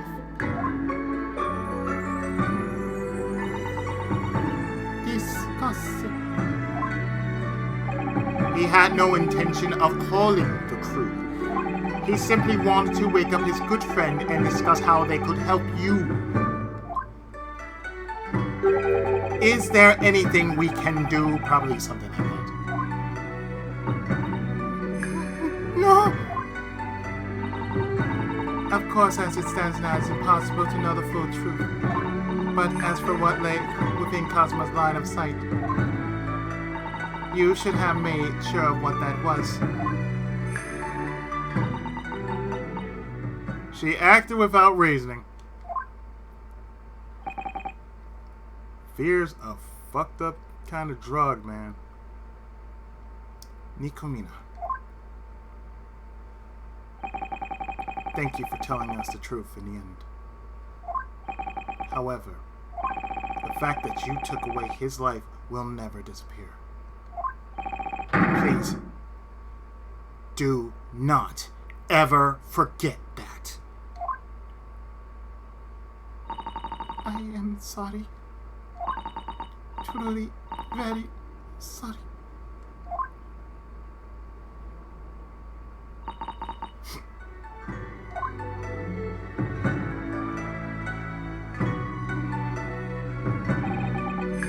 Thus, the curtain lowered quietly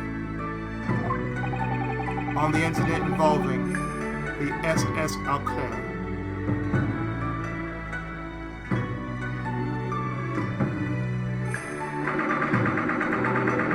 January 9th, 7:14 p.m. So, what will happen to Nikomina? She is to be turned over to the British Empire Scotland Yard. Will she be granted asylum? Won't Russia demand that she be handed over to them? Our great British detective plans to negotiate with the Immigration Office on that matter. Mr. Holmes? Oh God, if we're gonna hear something about diplomatic immunity, I'm walking right out. Then, will she never be able to return to Russia? I would assume so. Even if she wishes to in the future, she will not ever be able to return to her homeland. She defected. Therefore, you gave up the rights to be Russian.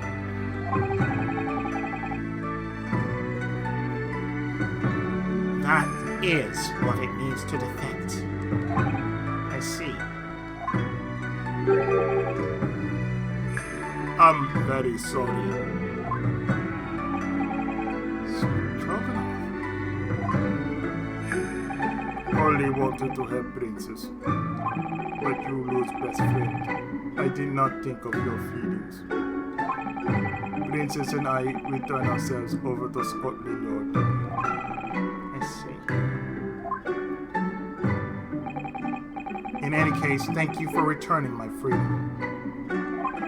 No matter how much I mourn Asogi, the pain will never go away. But good luck with Nikomina.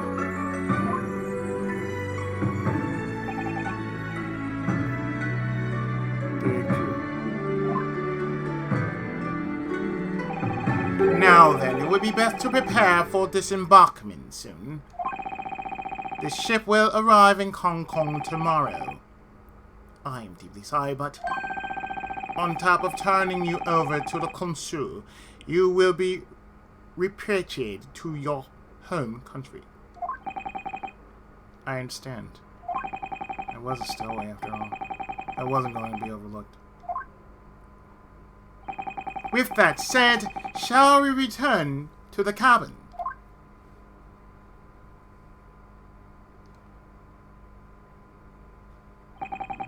My exchange program to Britain, too, has ended before it even began. The two of us laughed so much as we made plans to wreak havoc in London. Now it just feels like a far-off memory.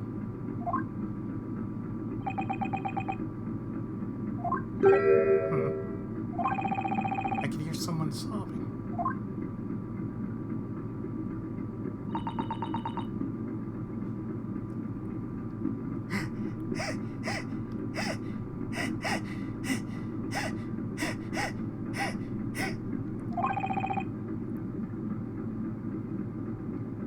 Susato.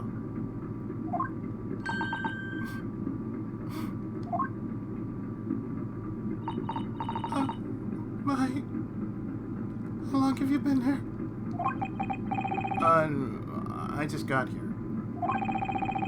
Detective Hosonaga just told me to start preparing to disembark this ship.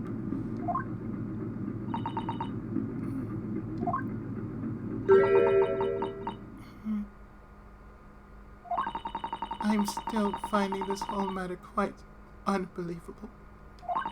To think someone's life could end so quickly, so prematurely. Susato.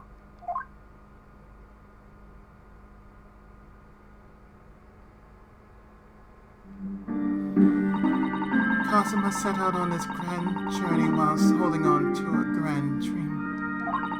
And then someone showed up and heartlessly cut that dream apart into pieces.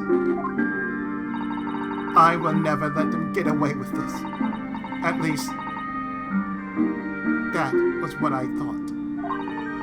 Instead, the truth of the matter was just an unfortunate collection of consecutive little accidents. It is too much, just too fleeting.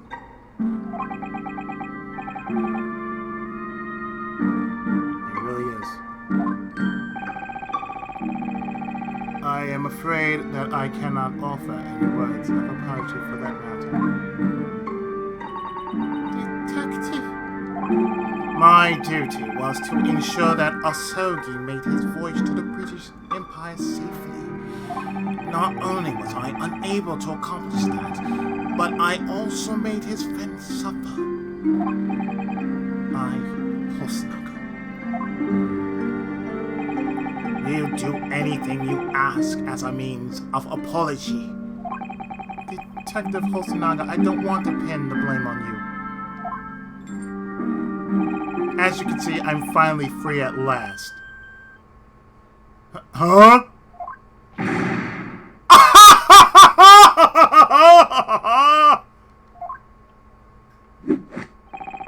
Did I surprise you there, Master Naruhodo? What on earth are you doing? It's nothing. It's just that, you see, those handcuffs have been fully burned into my memory. If they were to go away, it would tip the balance. I'd find it difficult to look at you again. As commemoration, I leave them hanging from your wrist. You are a stowaway, after all.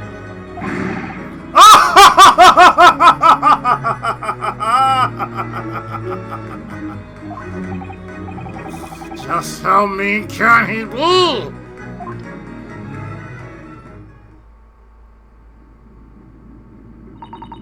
Mr. Holmes, I would like to thank you for everything you have done on this voyage. Please accept my humble gratitude from the bottom of my heart. No, I feel the same way. I apologize for my late manners. What happened to your friend was truly a pity. I express my sincerest condolences. I pray that you study enough in Britain for his part as well.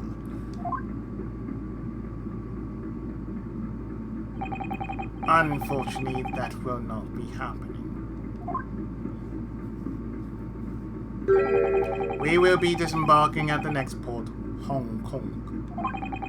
We will then report to the consul on site and make our way back to Japan. Wait, please! Wasn't it just supposed to be me, the stowaway, who was supposed to go back?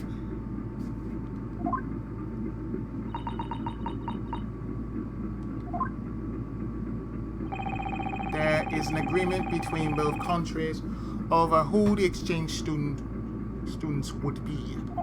Together, one attorney and one legal assistant. Together? Now that the lawyer Asogi has passed away, the exchange program has to be suspended. There is no other choice. It doesn't matter what happens to me. But Susato shouldn't be involved. Oh, come now. The solution's simple. In other words, as long as there is another attorney, your journey can continue. But there isn't anyone else who can fulfill the qualifications of the attorney. Qualifications? Don't make me laugh. Your country's qualifications hold no weight whatsoever in the British Empire anyway. Then, come what may, there is still 1 month left until the ship reaches London. During that time, I do not think it would be impossible to find a substitute attorney. I see.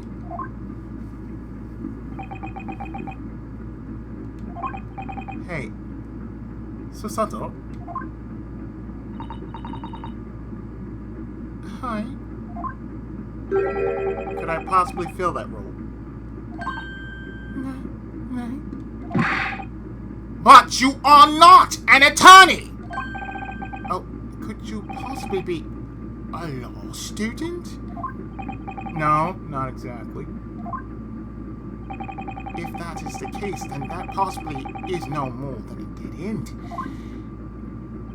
However, there's still 1 month left before we reach London. Isn't that right, Master Naruhodo? I'll study everything that I need to become an attorney throughout that entire month.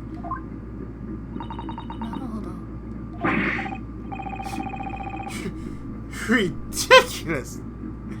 Just what can you do in only 40 days? You'd be surprised what a man can do in 40 days. See, Phileas Fogg. He went around the world in 80. I won't know until I try. 40 days. I'll study as if my life depends on it. So please, just give me a chance. If you can't acknowledge me as an attorney by the time we reach London, I'll accept whatever punishment there is. Why would you do something so reckless? So you once told me. There was something he absolutely had to do in the British Empire. And to that end, he would be willing to make whatever sacrifices were necessary. I don't want his wish to die in a place like this. And of course, I'm doing this for myself as well.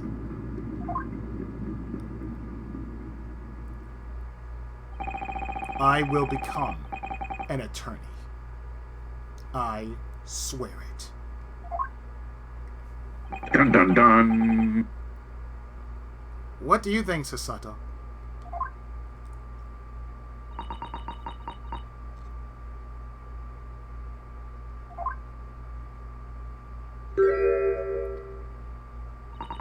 I think it's a wonderful idea. Susato.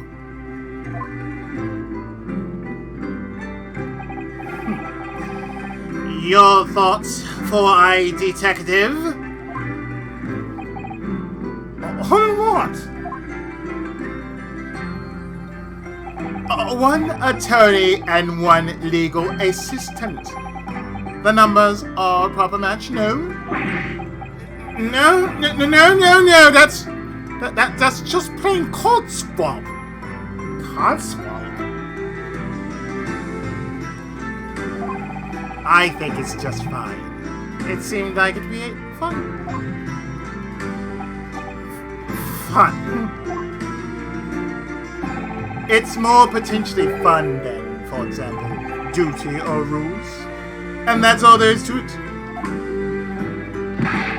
The only one that's that there is to it is you. And furthermore, what's crucial isn't someone's qualifications, but rather their character, wouldn't you say? See Japan, what it should be. Character over qualifications.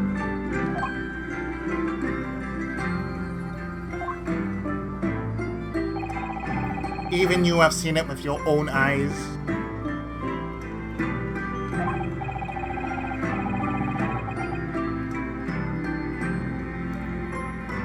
Today, from the moment he woke up to even this very instant, faced with the pain of his friend's death along with being suspected as the murderer, you witnessed the accomplishments he made whilst carrying the weight of that burden.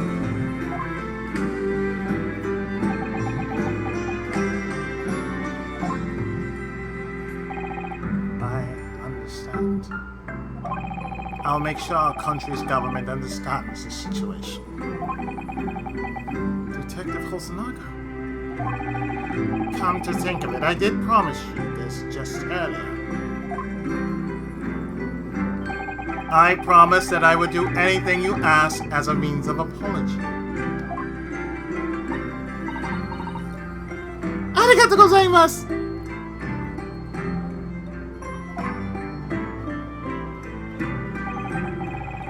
Now then, I must make my way to the captain's quarters.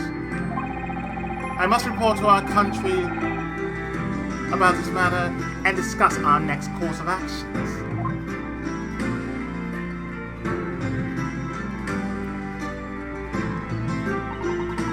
Do you truly intend to begin studying law from here on? Yes, and if it's okay with you, could you possibly teach me everything about being an attorney?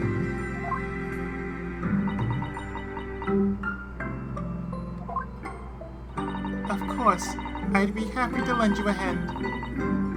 I am a legal assistant after all. Arigatou gozaimasu! Now, following that, naruhodo.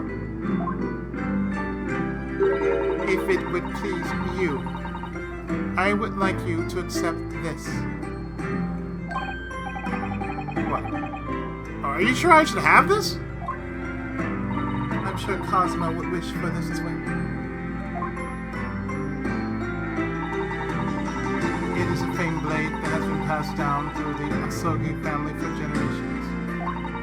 I am told its name is Karma. Oh no! Oh no! Really? The son's name is... Oh no!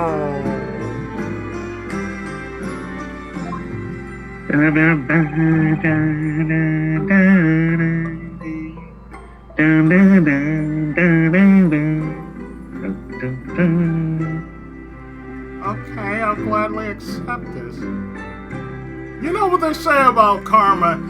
It's a bitch. My name is Earl. So, once again, I look forward to working with you, Susato. I will be looking forward to working with you as well, naruhodo. I will not allow you even a single moment's rest throughout the next 40 days. I shall follow through with you thoroughly. Hey! I wouldn't have it any other way. The truth is, I have one more request to ask of you. You are just shelling out those requests like mad, aren't you, woman? Hmm? Oh yes, what might that be?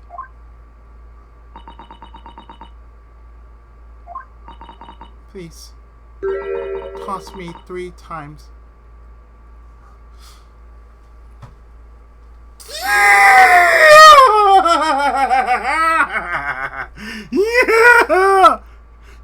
Yes! Yes! Toss her 3 times! Huh? During the investigation, it was clear that you would never do anything to hurt your dear friend Cosma. That is undeniable. And I knew that from the very beginning. Despite that, however, I came to suspect you. No matter how shaken up I may have been, it was an awful thing to do. No! It was completely understandable in that situation. The room was locked inside. No, I do not want to hear excuses. The reason does not matter. Tossing you at all was terrible. And not just once, but 5 times. Pretty sure she didn't do it that much. She did that much. We have proof. So come on, do it. Toss me right over with no hesitation. No!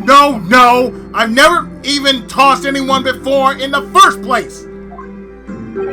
Yes, well, it is indeed not something that just anyone can do. Mr. Holmes. I've seen it countless times already, but I still can't get enough of that wonderful toss. And just where was he watching that from? I suppose that would be an example of your so-called Japanese martial arts. Budo. Yes, it's a technique passed down from long ago, but my own unique style. It's apparently called The Susato. toss. If you ever get tossed, you'll be seeing stars.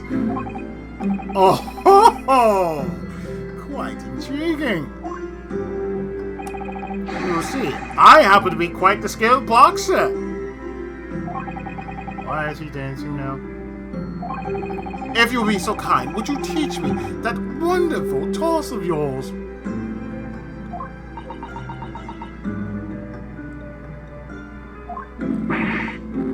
Twould be my honor. Might you try tossing something now then? 'Twould be a good place to start my studies. I would be glad to. Starting with the finger. Now then, naruhodo. Do excuse me? Huh. No! Bitch! And that is how it's done. The whole toss has to come from your gut. Amazing! So this is the legendary technique, the Susato toss. Oh, 6. Now this would be the deadly Susato drop. Wait, what? Within my fading consciousness, the scene from that night flashed by in my head for an instant.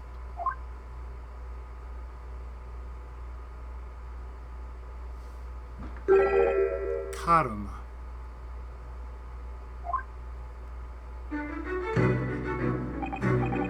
Yes, this is the great katana passed down through the Asogi family for generations. I'm still surprised that the government was okay with it. Bringing a Japanese sword into the British Empire on an exchange program is a little... It's... The katana lies at the heart of our culture. I can't allow this to leave my side. No matter what, it'll always be here guiding me forward. That's what I believe.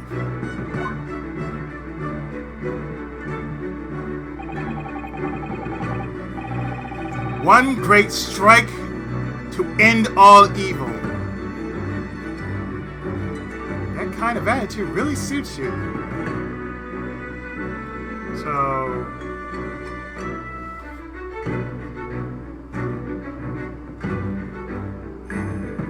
Oku Totsu! Tsurugi Nari!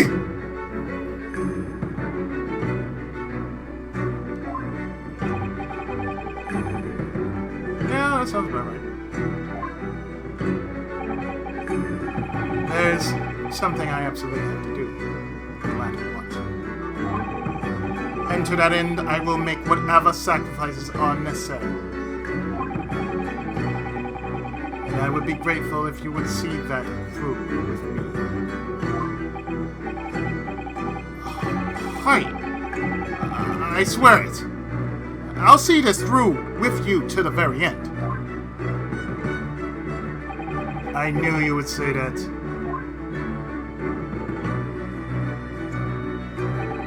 When Hisogi said that moment about what he had to do, I still don't fully understand what that goal might be.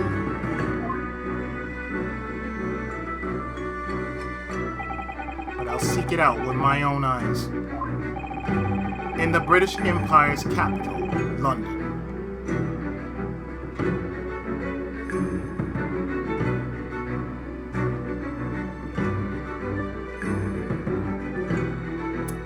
And that's the end.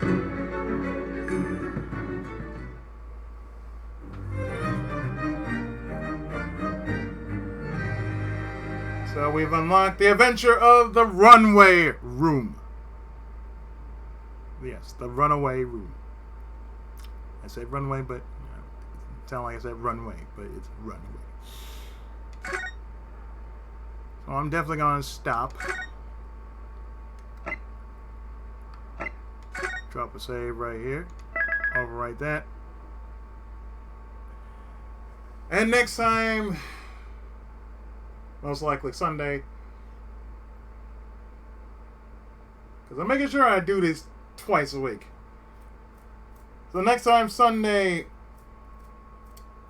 same Gyakuten time, same Gyakuten channel, we look into the first half of the adventure of the Runaway Room. So thanks for coming out. Thanks for staying with me in chat. And on mic, of course. And I will see you. Of course, thank you. And I'll see you all next time. Ciao. Yep.